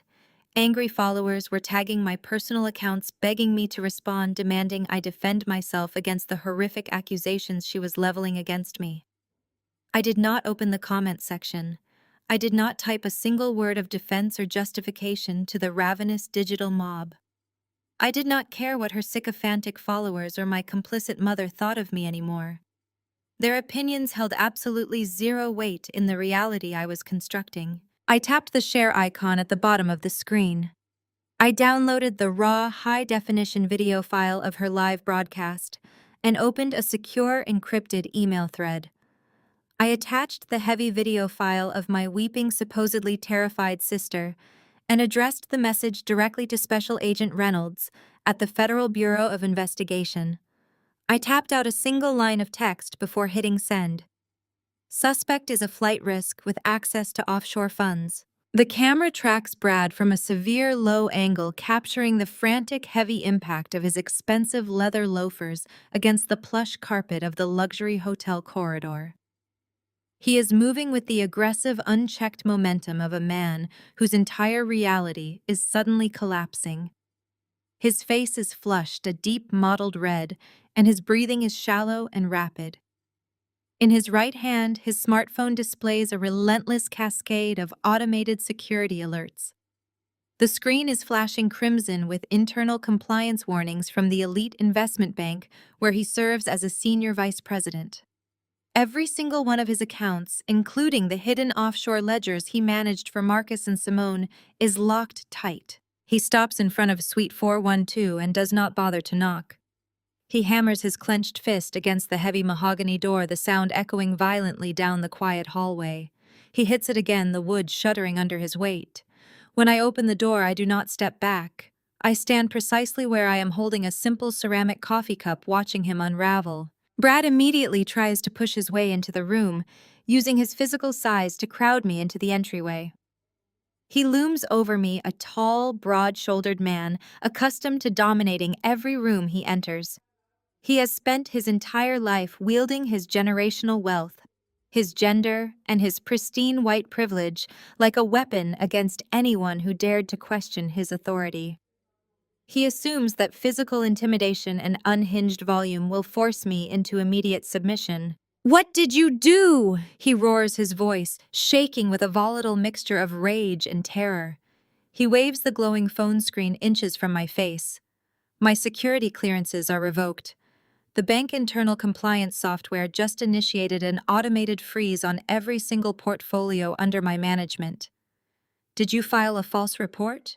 Did you submit some kind of petty domestic complaint to my board of directors? I take a slow, deliberate sip of my coffee, letting the silence stretch between us. The more frantic he becomes, the calmer I feel. "You stupid, bitter woman," Brad snarls, taking another step forward, forcing me to tilt my head up to look at him. "You actually think you can touch me? You think because Marcus is cutting you loose, you can throw a tantrum and ruin my career?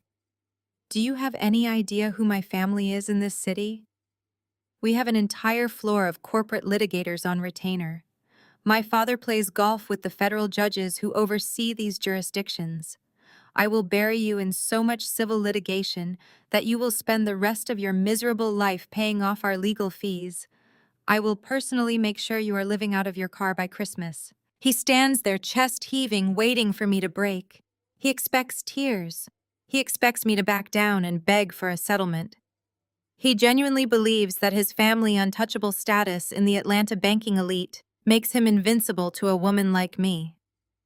I lower my coffee cup and look at him with absolute clinical detachment. "You triggered a Code 404 anti-money laundering protocol," I state, my voice cutting through his chaotic anger with razor-sharp precision.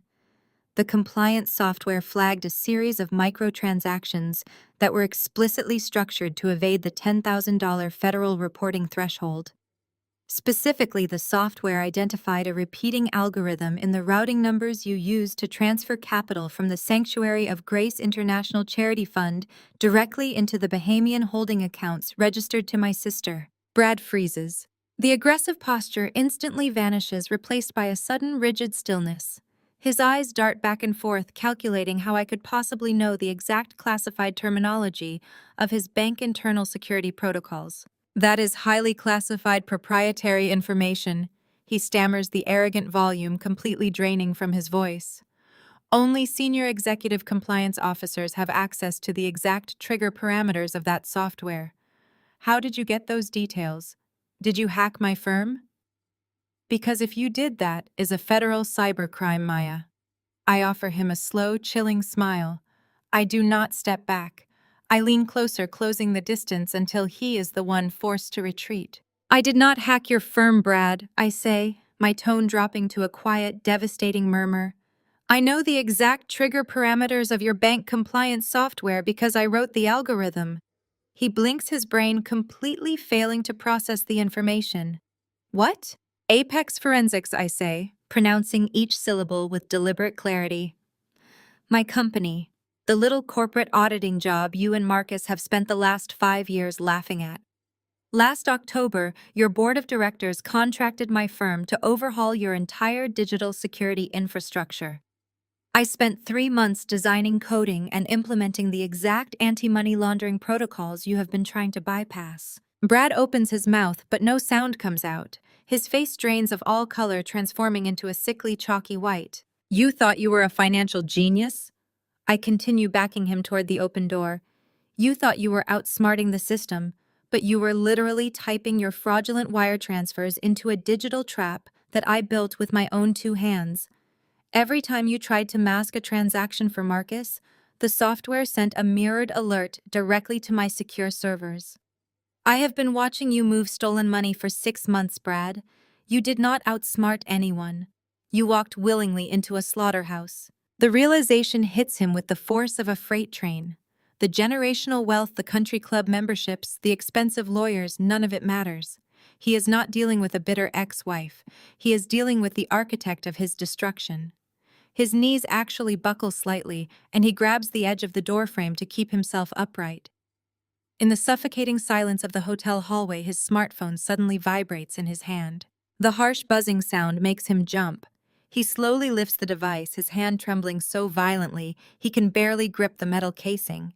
The screen displays a priority incoming call from the chief executive officer of his investment bank. He looks at me, his eyes wide and hollow with absolute dread. He answers the call, lifting the phone to his ear with slow mechanical dread.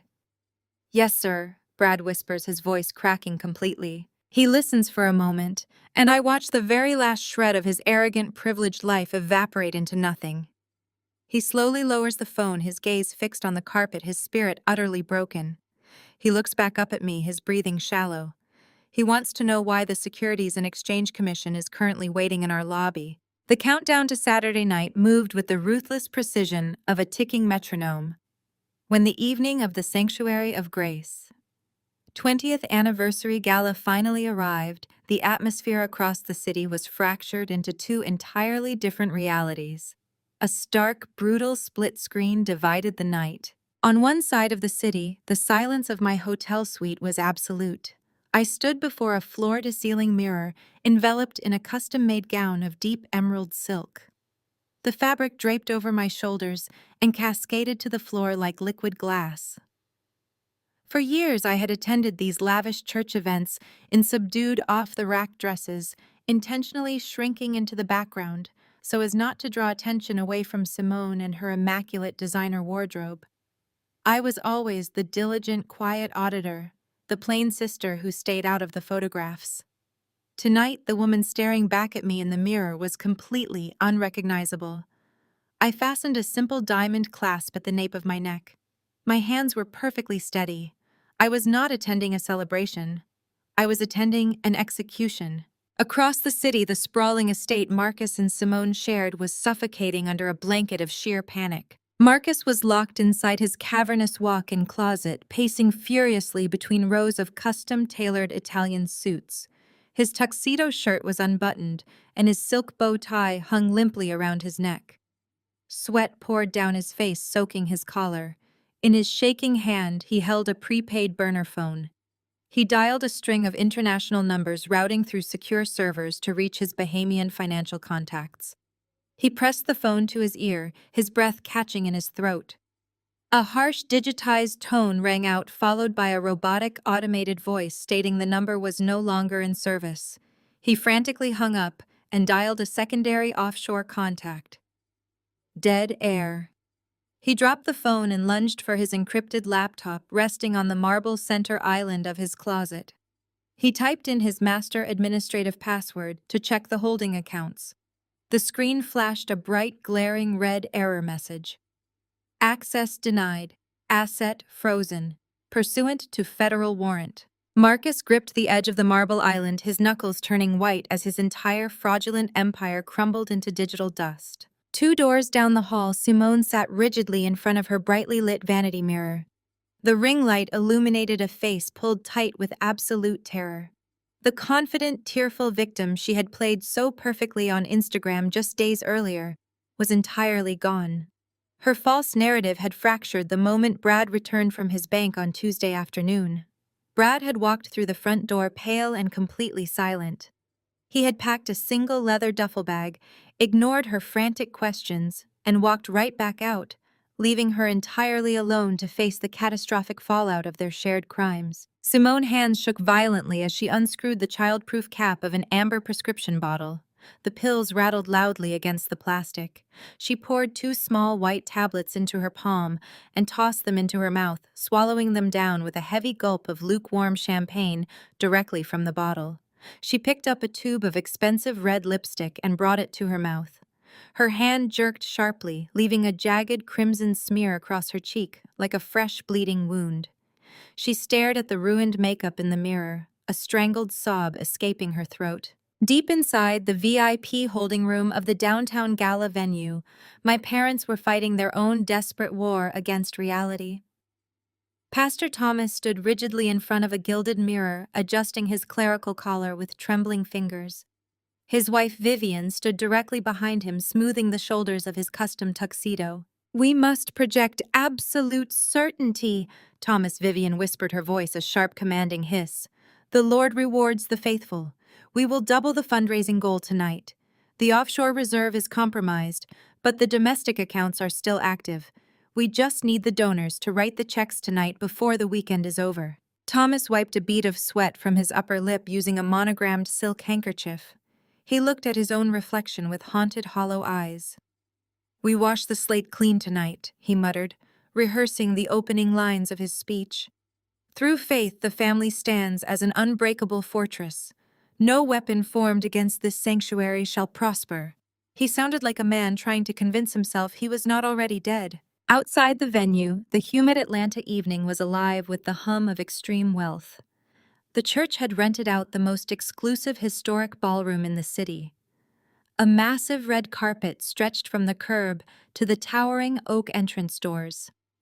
Valets in crisp white jackets rushed to open the doors of arriving Bentleys and imported sports cars. Local society photographers flanked the velvet ropes, capturing the arrival of the city political and financial elite. A sleek black town car glided smoothly to a stop at the exact center of the red carpet. A valet stepped forward and pulled the heavy rear door open. I stepped out into the blinding flash of the cameras. The emerald silk of my gown caught the light, drawing immediate shocked whispers from the church board members gathered near the entrance.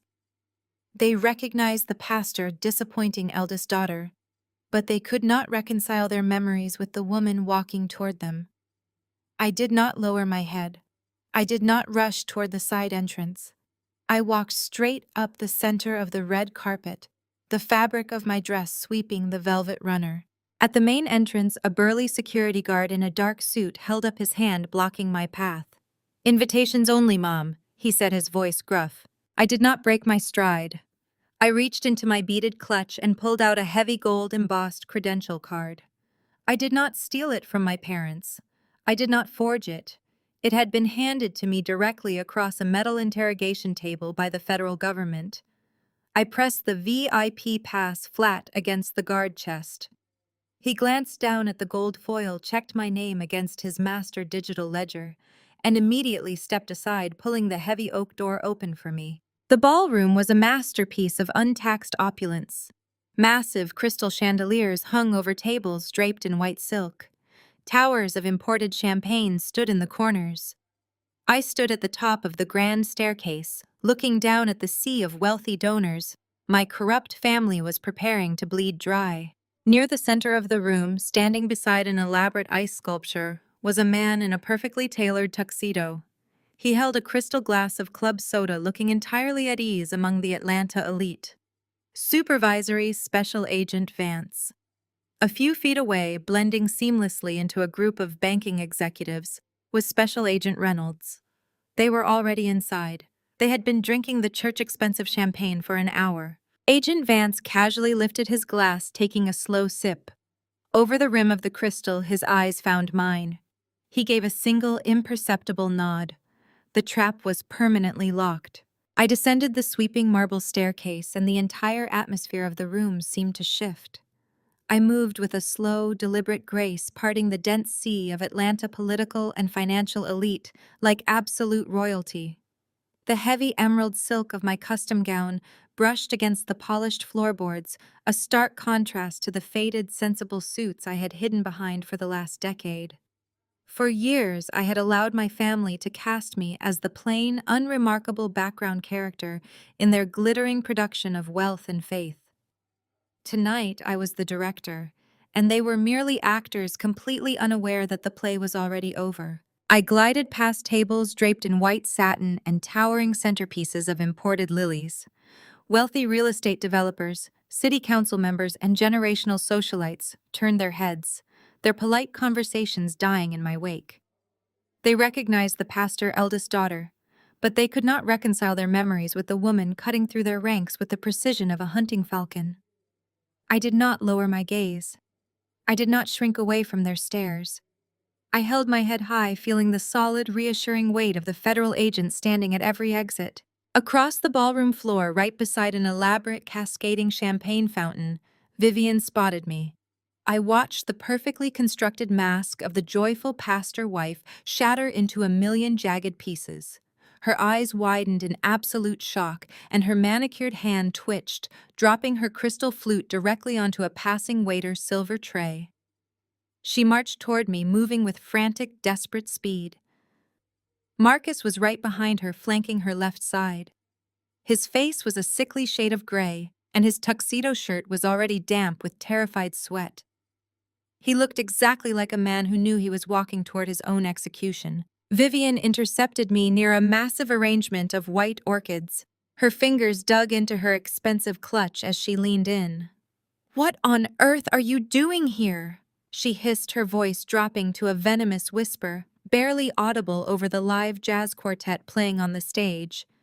"You are not on the guest list, Maya. You are going to turn around and walk out those doors right this second before you cause a scene and embarrass this family." Marcus lunged forward, stepping aggressively into my personal space. He relied on the physical intimidation tactics he had used to control me during our entire marriage. His heavy hand darted out, aiming directly for my bare arm, intending to grab me and muscle me violently toward the kitchen service exit. "You are leaving right now, Maya," he growled, his breath smelling of expensive scotch and raw terror. I did not flinch. I did not step backward. I pivoted smoothly, shifting my weight and gracefully sidestepping his grasping hand. The movement was entirely calculated. As I turned away from his reach, I found myself standing face to face with a familiar figure holding a bourbon and soda. Mayor Jackson.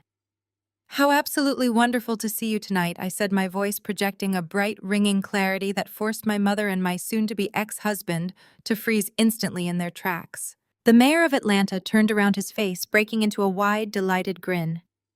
"Maya," he beamed, grasping my extended hand with both of his. "You look absolutely stunning this evening. I was just telling your mother how much the city appreciates your family's continued dedication to our community." I glanced back at Vivian and Marcus. They were entirely trapped. Standing in front of the highest-ranking political official in the city, they had absolutely no choice but to slam their fake smiles back onto their faces. Vivian forced a rigid, terrifying grin, her eyes screaming absolute murder at me. Marcus shoved his trembling hands deep into his tuxedo pockets to hide his panic, nodding stiffly at the mayor. "Yes, Mayor Jackson," I replied, keeping my eyes locked dead on Marcus. "My family is incredibly dedicated to their specific financial pursuits. In fact, we are all expecting tonight to be a truly unforgettable milestone for their legacy." The mayor chuckled, completely oblivious to the radioactive tension radiating from the people standing beside me. "Your father has done magnificent work with the orphanage fund this year," he said, swirling his drink. $1 million is a transformative contribution. The city is blessed to have such generous leadership." Vivian desperately tried to intervene. Her voice shook with poorly concealed panic. "Maya was just leaving Mayor Jackson. She has some very early morning obligations and simply stopped by to drop off a donation." I reached out and lifted a fresh glass of champagne from a passing tray. "Oh, I would not miss this presentation for the world, Mother," I said, taking a slow, deliberate sip. I have been working on the auditing and the accounting for this exact moment for months. The numbers are finally going to add up perfectly tonight. Over the mayor's shoulder, I saw Special Agent Vance drift silently past the dessert table. He caught my eye and gave a single, imperceptible nod. The perimeter was entirely locked down. The undercover federal agents were mingling seamlessly with the oblivious donors, blocking every conceivable escape route. Out of the corner of my eye, I spotted Simone standing near the edge of the main stage. She was gripping Brad's arms so tightly, her acrylic nails were digging into his tuxedo jacket. Brad looked completely hollow.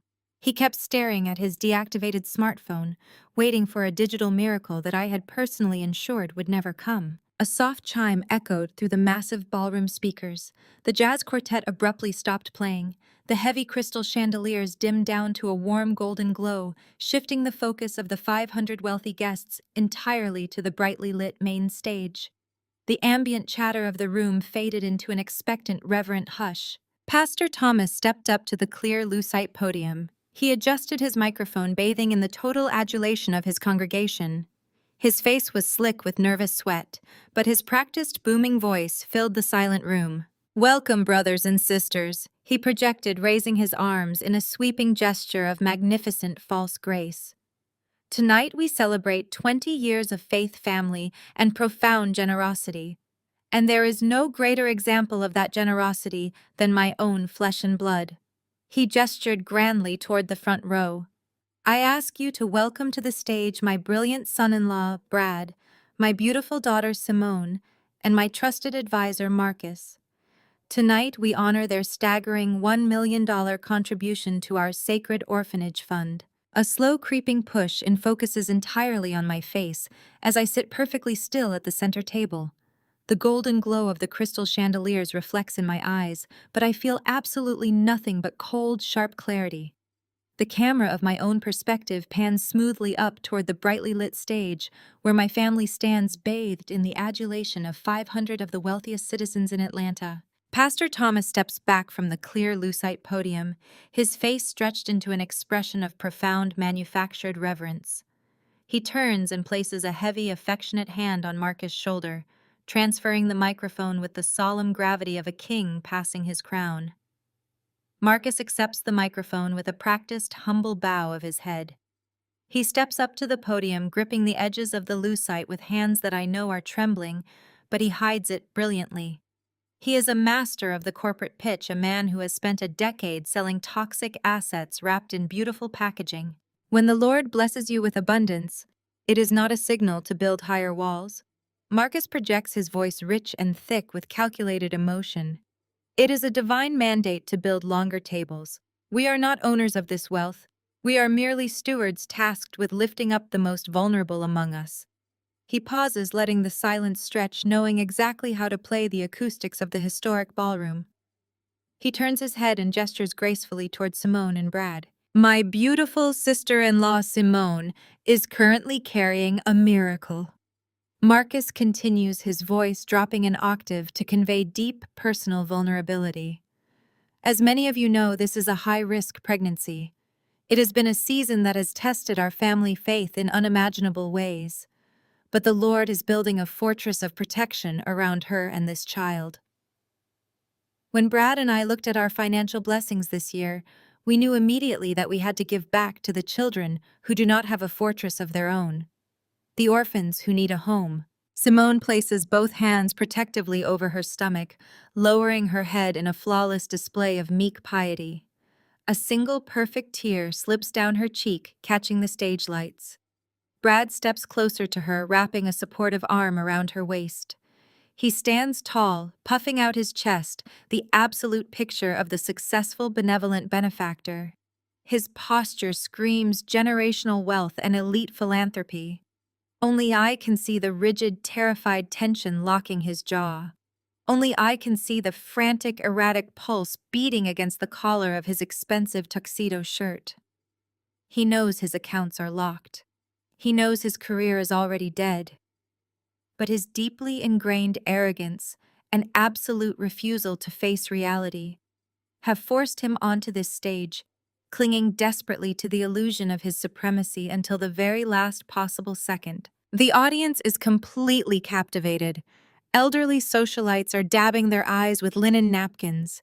Powerful real estate developers are nodding in solemn respect. Vivian is standing slightly behind Marcus, glowing with an almost radioactive level of maternal pride. She looks like a queen observing her loyal subjects completely ignorant of the guillotine swinging down toward her neck. "Thank you," Marcus says, lifting his chin to look out over the crowd. "Thank you for standing with us as we present this $1 million contribution to the Sanctuary of Grace Orphanage Fund." The ballroom erupts. 500 people push back their chairs and rise to their feet, initiating a thunderous standing ovation.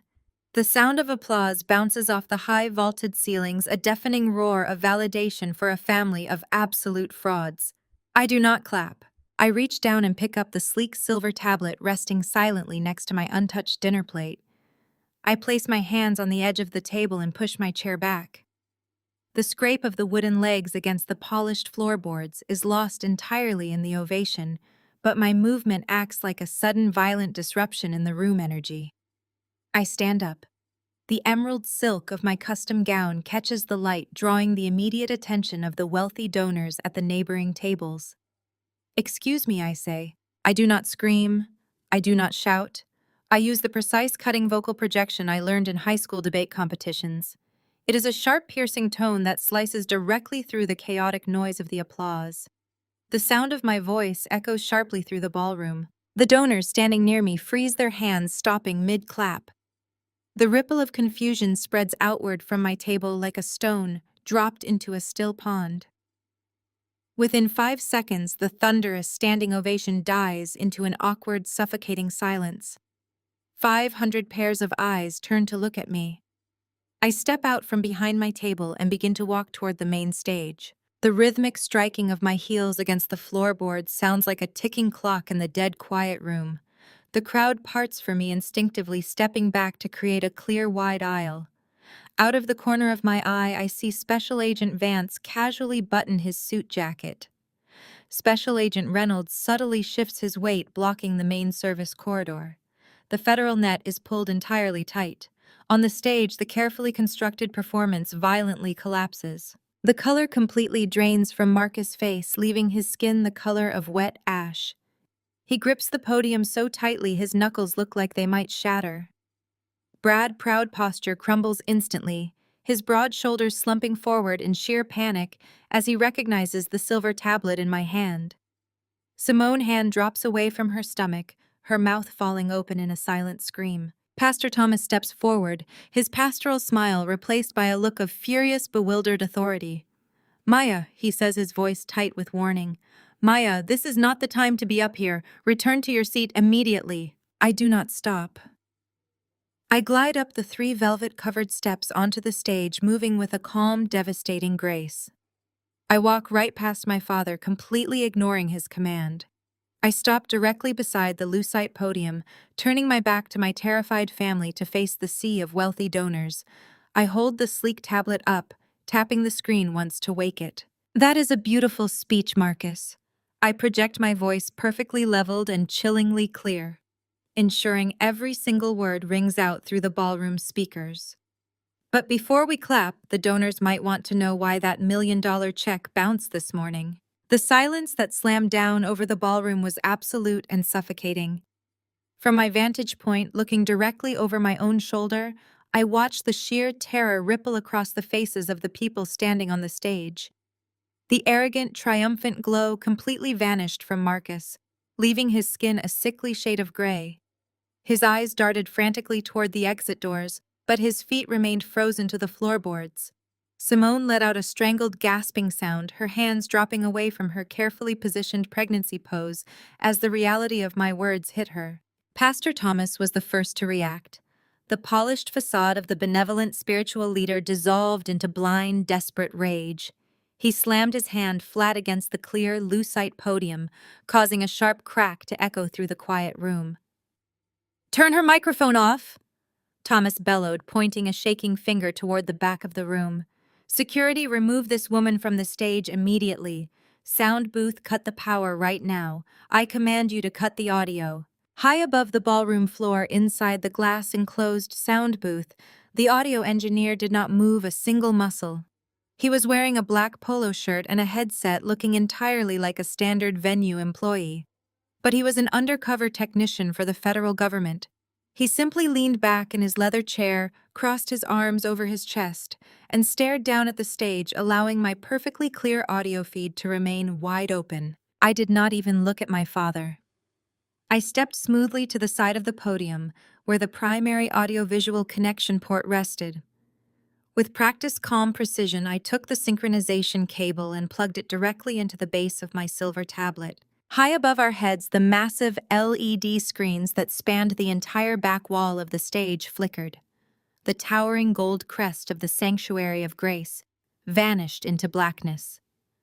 A fraction of a second later, a blindingly bright, intricate flowchart illuminated the entire ballroom, casting a harsh white glow over the terrified faces of my family. A collective gasp swept through the sea of 500 wealthy donors. The chart was a masterpiece of forensic accounting, undeniable, brutal, and explicitly clear. I had spent months tracking every single fraudulent transaction, and now it was projected in 50-foot-high resolution for the entire city elite to see. Thick, glowing red lines stretched across the screen, connecting the church primary charity accounts directly to a web of sophisticated criminal enterprises. "You see, the orphanage fund was never an orphanage fund," I said, my voice echoing smoothly off the historic walls, projecting absolute authority. As you can clearly see on the screen behind me, Marcus established a dummy corporation called Graceful Hearts Holding. Every time a donor wrote a check to build a new wing for the children, Marcus routed exactly 85% of those funds directly out of the church network. The red lines on the screen pulsed, tracing the flow of stolen money from the church ledger straight into Marcus' private real estate firm. But Marcus could not do it alone. I continued, taking a slow, deliberate step toward Brad. To move that much untaxed capital without triggering an immediate federal audit, you need a senior banking executive to manually override the security protocols. Brad utilized his high-level clearance at the commercial bank to wash the stolen church funds through a series of fake real estate loans, masking the theft as legitimate business investments. Brad's jaw dropped open. His broad shoulders slumped forward as his entire corporate identity shattered in front of the Atlanta financial elite. "And my beautiful sister Simone," I said, my tone perfectly conversational, keeping my eyes locked on her trembling frame. Simone used her luxury lifestyle brand as the ultimate offshore tax shelter. The imported Italian marble in her new kitchen, the custom sports cars, the designer wardrobes. They were all purchased using the exact same dollars you generous people donated to clothe and feed vulnerable children. The red lines on the screen converged, forming a massive glowing web that linked Marcus' firm and Brad offshore bank accounts directly to Simone fraudulent shell company. The ballroom erupted into pure chaos. Wealthy donors were shouting, pulling out their phones, and pointing furiously at the giant screens. Several prominent city council members immediately stood up and began backing away from their tables, realizing the catastrophic political fallout of being associated with this event. Down on the floor, Vivian was shoving her way through the crowd, trying frantically to reach the stage. Special Agent Vance stepped smoothly into her path, holding out a polite but firm arm, disguised as a concerned guest, blocking her completely. Brad completely lost his mind. The polished, arrogant facade of the wealthy banker vanished, replaced by the frantic rage of a cornered animal.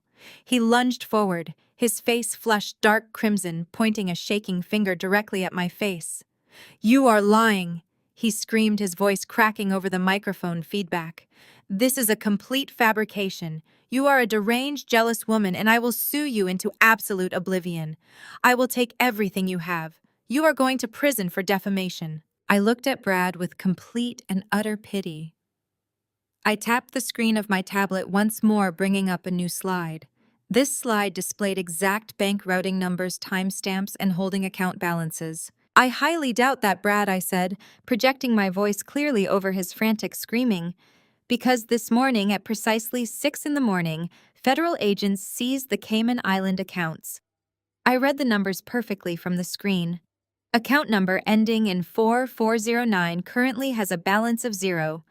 The domestic accounts managed by Marcus were frozen at 7:15. The shell company holding accounts are locked. Your entire financial network no longer exists. Brad took another aggressive step toward me, his fists balled at his sides, his chest heaving as the reality of his total destruction finally broke through his arrogance. You have no proof of anything, he roared, spit flying from his lips. You are nothing but a bitter, lonely auditor making up stories. You cannot prove a single thing you just said to anyone. I smiled a slow, chilling smile that finally made the realization dawn in his panicked eyes. You can tell that to my dates for the evening, I said. At that exact second, the massive, heavy oak doors at the back of the historic ballroom burst violently open. A tide of dark tactical gear flooded the elegant space. The sheer visual contrast was jarring, a chaotic documentary-style collision of heavily armed federal agents swarming through a sea of imported silk evening gowns and custom-tailored tuxedos. The booming voice of the lead tactical agent commanded everyone to stay exactly where they were. Guests screamed, dropping their crystal champagne flutes and scrambling blindly beneath the tables draped in white satin. The city elite, who just seconds ago had been politely applauding a million-dollar fraud, were now shoving each other out of the way in a desperate bid to distance themselves from the blast radius. Supervisory Special Agent Vance and Special Agent Reynolds dropped their undercover personas instantly. They drew their badges from their tuxedo jackets and moved with terrifying, calculated precision to secure the perimeter of the main stage. Brad realized the trap was completely sealed. The polished, arrogant facade of the untouchable banking executive evaporated entirely. He panicked. Shoving Simone roughly to the side, he bolted for the service corridor located just behind the towering ice sculpture. He moved with the sloppy, frantic desperation of a man who had never faced a real consequence in his entire privileged life. He did not even make it 10 feet. 2 tactical agents intercepted him immediately. Brad threw a wild, pathetic punch, screaming that his father owned the bank and that he would have all of their badges by morning. The agents did not care about his pedigree. They hit him like a freight train, tackling him hard into a towering display of champagne flutes. Hundreds of crystal glasses shattered violently against the marble floor as Brad went down. He thrashed and kicked, but the agents pinned him effortlessly, wrenching his arms behind his back. The sharp metallic click of the steel handcuffs echoed loudly over his high-pitched whining. He was hauled roughly to his feet, his expensive tuxedo jacket ripped and covered in spilled alcohol, his untouchable arrogance thoroughly and permanently shattered in front of the entire Atlanta high society. Marcus did not try to run. The fight completely left his body the moment he saw the federal windbreakers. The charismatic manipulator, the man who had spent a decade dictating my worth and spending my inheritance, simply folded in on himself. He collapsed onto the stage, dropping heavily to his knees. The polished corporate mastermind vanished, leaving behind a pathetic weeping shell of a man. Ugly, desperate sobs tore through his chest as he crawled across the polished floorboards toward me. He reached out with trembling, sweaty hands and grabbed the hem of my emerald silk gown. "Maya, please!" He choked out, tears streaming down his face, ruining his perfectly groomed appearance. "Maya, please tell them to stop. Tell them it is a mistake. I will give it all back. I will sign whatever you want. Please do not let them take me. I cannot go to prison. Maya, please." I did not flinch. I did not step back. I looked down at the broken, weeping man clutching my dress. I felt absolutely nothing for him. No anger, no sadness, just a cold, clinical observation of a parasite finally being removed from its host. I reached down and smoothly, firmly pulled the heavy silk fabric right out of his slick, grasping fingers. I looked him dead in his red, swollen eyes. "You said I was too boring for you." I stated, my voice perfectly calm and devoid of any emotion, cutting effortlessly through his frantic sobbing. "I guess federal prison will be much more exciting." Marcus let out a strangled wail, burying his face in his hands, as 2 agents stepped up onto the stage, gripping him by his shoulders and hauling him to his feet. They cuffed him while he continued to sob uncontrollably, his legs giving out completely, forcing the agents to drag his dead weight across the stage. Simone watched her husband being hauled away in torn clothes, and her trusted financial advisor weeping like a child. Her carefully constructed reality fractured completely. She reverted instantly to the only survival mechanism she knew, playing the absolute helpless victim. She began to hyperventilate, putting on a magnificent theatrical display of sheer terror. She clutched her pregnant belly with both hands, her acrylic nails digging into the expensive fabric of her designer maternity gown. She wailed at the top of her lungs, a shrill, piercing sound that cut through the commotion of the room. She screamed that the stress was going to hurt the baby. She screamed that I was a monster, a jealous, bitter sister trying to ruin her perfect life. She screamed that she had absolutely no idea where the money came from, and that she was completely innocent. When her tears and her screaming failed to stop the agents moving toward her, she pivoted desperately to her ultimate safety net. She whipped her head around, scanning the chaotic room for the one person who had always shielded her from the consequences of her own actions. Mom Simone shrieked, her voice breaking into a hysterical screech. "Mom, do something. Fix this. Make them stop. Tell them they cannot do this to me." Down on the main floor, Vivian snapped into action. The matriarch of the family, the woman who believed she could control any narrative and crush any opposition, straightened her spine. Her face morphed into a terrifying mask of aristocratic fury. She was entirely prepared to treat the Federal Bureau of Investigation like an unruly catering staff. She took a fierce, aggressive step toward the stage, her mouth opening to pull rank and unleash a torrent of threats. Before she could form a single word, a towering federal agent in full tactical gear stepped directly into her path. The tactical agent did not blink. He stood like a wall of solid Kevlar and ballistic nylon, completely immune to the withering glare of Atlanta's most prominent socialite. Vivian tilted her chin up, attempting to channel decades of untouchable privilege into a single commanding look.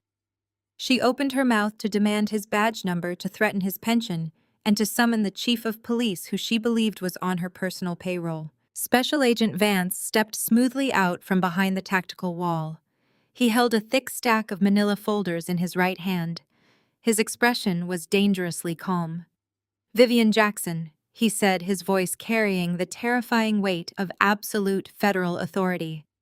"I have in my hand a federal arrest warrant issued by the United States District Court. You and your husband, Thomas Jackson, are hereby ordered to surrender immediately." Vivian froze, her mouth snapped shut. For the first time in her entire meticulously curated life, she found herself completely devoid of words. Thomas shoved his way past a stunned church elder and marched to the edge of the stage. He raised his arms, attempting to summon the booming, authoritative voice he used to command thousands of unquestioning followers every Sunday morning. "You have no jurisdiction here," he bellowed, his face flushed with righteous indignation. "This is a sanctuary of the Lord. We are doing God work. You are interrupting a sacred charitable gathering." Agent Vance did not even raise his voice. He simply signaled to the two agents standing to his left.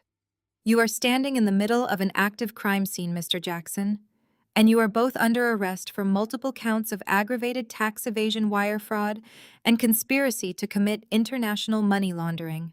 The agents moved with blinding speed. They ascended the stairs and flanked Thomas, grabbing his arms. The pastor tried to yank himself free, shouting something incoherent about divine retribution and religious persecution. It was a pathetic display. An agent forcefully spun him around, pressing him face first against the clear lucite podium he had been preaching from just minutes earlier. The sharp, brutal click of steel handcuffs echoed loudly over the sound system, because the microphone was still actively broadcasting every humiliating second of his downfall. Down on the floor, Vivian finally snapped out of her paralyzed shock. As a female federal agent reached for her wrists, Vivian completely lost her mind. The regal, composed First Lady of the Sanctuary of Grace turned into a vicious, thrashing, entirely unhinged suspect. She shrieked, batting the agent hands away. "Do not touch me!" she screamed, her voice shrill and unrecognizable. "I am Vivian Jackson. I built this city. You cannot put those on me." The agent was entirely unfazed. She grabbed Vivian by the wrist and twisted her arm smoothly behind her back. Vivian stumbled forward, her custom designer heels slipping on the polished hardwood. As she fought the restraint, her heavy strand of South Sea pearls caught on the agent tactical vest. The silk string snapped. Hundreds of incredibly expensive pearls scattered violently across the marble floor, bouncing and rolling through the crowd like tiny scattered marbles. The agent locked the cuffs tightly around Vivian's wrists. Her perfectly sprayed hair fell loose around her face, framing a chaotic mask of smeared mascara and absolute horror. An eye-level tracking shot would have captured a masterpiece of high society destruction. Moving slowly through the crowd, the reality of the devastation was absolute. The city's most elite donors were actively fleeing the blast radius. The mayor of Atlanta was already gone, having been hastily escorted out a side door by his security detail the moment the word fraud left my lips. Wealthy banking executives were frantically dialing their own defense attorneys, hiding behind the towering floral arrangements. Elderly church board members stood paralyzed with their hands covering their mouths, watching the flawless illusion of the golden family completely evaporate into thin air. Cell phones were raised everywhere. Dozens of glowing screens recorded the glorious untaxed empire burning to the ground in real time. The digital death of the Jackson legacy was being captured from every possible angle. They were not just being arrested, they were being publicly, violently erased from the social stratosphere they had spent decades manipulating. The agents began to march Thomas and Vivian down the center aisle of the ballroom. It was the exact same red carpet runner I had walked up earlier that evening. Now it was their perp walk. Thomas kept his head down, staring at the floorboards, completely broken. Vivian was still weeping and protesting, but her words were drowned out by the harsh static of police radios and the chaotic shouting of the panicked crowd. Up on the stage, the sweep continued. Two female federal agents approached Simone. The youngest Jackson daughter had backed herself into a corner near the heavy velvet stage curtains. Her hands were still aggressively clutching her stomach as she wept loudly, attempting to project the image of a fragile, terrified, expecting mother. Simone Jackson, an agent said, producing a pair of handcuffs. "You are under arrest for conspiracy to commit wire fraud." Simone shook her head frantically, tears ruining her heavy contour makeup. "No," she sobbed, backing away until she hit the wall. "You cannot do this. I am pregnant. I did not know anything about the money. Marcus handled everything. I just signed the papers. I am a victim here. You have the right to remain silent." The agent continued, entirely immune to the theatrical display. "Anything you say can and will be used against you in a court of law." The agent firmly grasped Simone's wrists, pulling them away from her stomach and locking the steel cuffs in place.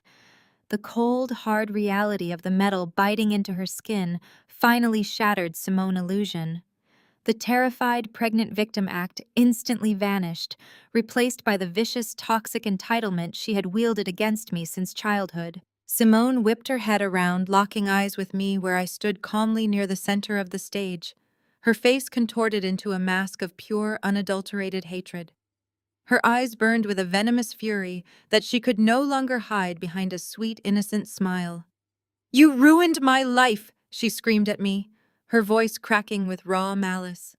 "You jealous, pathetic little bitch. You ruined my life. You ruined my baby life." I walked slowly across the stage, the heavy emerald silk of my gown sweeping gracefully over the wooden floorboards. I did not rush. I stopped right in front of her, looking directly into her wild, hateful eyes. I leaned in close to my sister. "No, Simone," I whisper coldly. "You ruined your own life the moment you slept in my bed. I just provided the receipts." The breath completely leaves her lungs. The frantic theatrical crying stops, instantly replaced by a look of genuine, paralyzing horror. Her eyes widen to an impossible size as the realization crashes down over her. She finally understands that this was never just a random financial audit. This was a targeted execution. She realizes I knew everything. I knew about the betrayal, the lies, and the quiet moments she thought were entirely hidden. She opens her mouth to speak, but no sound comes out. The federal agents do not give her the chance to find her voice. They pull her backward, spinning her around and marching her off the stage toward the waiting transport vehicles. 2 months later, the crisp autumn air of Atlanta is dominated by a single relentless news cycle. The spectacular collapse of the Sanctuary of Grace Empire plays on a continuous loop across every television screen in the city. The media montage is a masterclass in public destruction. Night after night, local and national news anchors detail the staggering depth of the corruption, breaking down my forensic flowchart for the general public. The Golden Family of Atlanta has been rebranded by the press as the city's most prolific crime syndicate. Brad stands before a federal judge looking completely unrecognizable. The custom-tailored Italian suits and the arrogant sneer are gone entirely. He wears a shapeless beige prison jumpsuit, his shoulders slumped, and his hands trembling violently. The judge shows absolutely zero mercy. The gavel strikes like a gunshot echoing through the packed courtroom. Brad is sentenced to a mandatory minimum of 15 years in a federal penitentiary. Furthermore, the court issues a permanent lifetime ban from the financial sector. His career is dead. His freedom is gone. His prominent, wealthy banking family does not even attend the sentencing. They hold a press conference the very same day, legally and publicly disowning him, severing all ties to protect their century-old name from his toxic fallout. Marcus proves exactly who he truly is when his back is pressed firmly against the wall. He is a master manipulator, but at his core, he is a profound coward. He does not take the fall for the family. He does not protect the people who elevated him. Instead, he begs for a closed-door meeting with federal prosecutors and trades every single one of Thomas Jackson's secrets to save his own skin. He hands over the encrypted flash drives, the offshore routing numbers, the fake vendor invoices, and the complete history of their money laundering operation. He turns on his spiritual mentor with the ruthless efficiency of a cornered snake. But his eager cooperation only buys him a limited amount of mercy. The judge looks at him with absolute disgust and hands down an 8-year sentence in federal lockup. The Sanctuary of Grace. Megachurch, once a towering beacon of wealth and power, is now completely dead. Heavily armed IRS agents swarm the property, wrapping thick steel chains and heavy padlocks around the massive oak doors. Bright yellow federal seizure notices are plastered across the stained glass windows. The fleet of luxury vehicles, the private jet, and the sprawling estate in Buckhead are seized and auctioned off to begin repaying the millions of dollars stolen from the charity funds. Thomas and Vivian are denied bail, entirely deemed extreme flight risks due to their remaining offshore connections. They face trial from inside separate federal holding cells. The illusion of their divine supremacy is eradicated. Vivian, the untouchable socialite, who once dictated the rules of Atlanta elite society, is stripped of her imported silks and South Sea pearls. She wears a scratchy orange uniform, her dyed hair growing out in stark gray roots. She eats terrible food off a partitioned plastic tray, staring blankly at the cinder block wall of her cell. Both she and Thomas are facing multiple decades behind bars, effectively ensuring they will spend the rest of their natural lives locked in a steel cage. Far away from the federal courthouse on the gritty industrial outskirts of the city, a flickering neon sign buzzes erratically against the dark night sky. The Starlight Inn is a cheap, rundown roadside motel that charges by the week. Simone sits on the edge of a sagging, stained mattress. The room smells of stale cigarette smoke and cheap bleach. The solitary bulb in the ceiling fixture casts harsh, unflattering shadows across her exhausted face. She is heavily pregnant, her swollen belly pressing against the thin fabric of a faded cotton t-shirt. She has absolutely nothing left. When the federal indictments dropped, Brad family immediately froze all of her joint accounts and legally blocked her from accessing a single dime of their generational wealth. Marcus abandoned her the second the FBI breached the ballroom, choosing to save himself without giving her a second thought. The luxury lifestyle brand she built with stolen money was dismantled by the state. Her designer wardrobe was confiscated as evidence of fraud. She holds a cheap plastic cup of lukewarm tap water, staring blankly at the peeling floral wallpaper.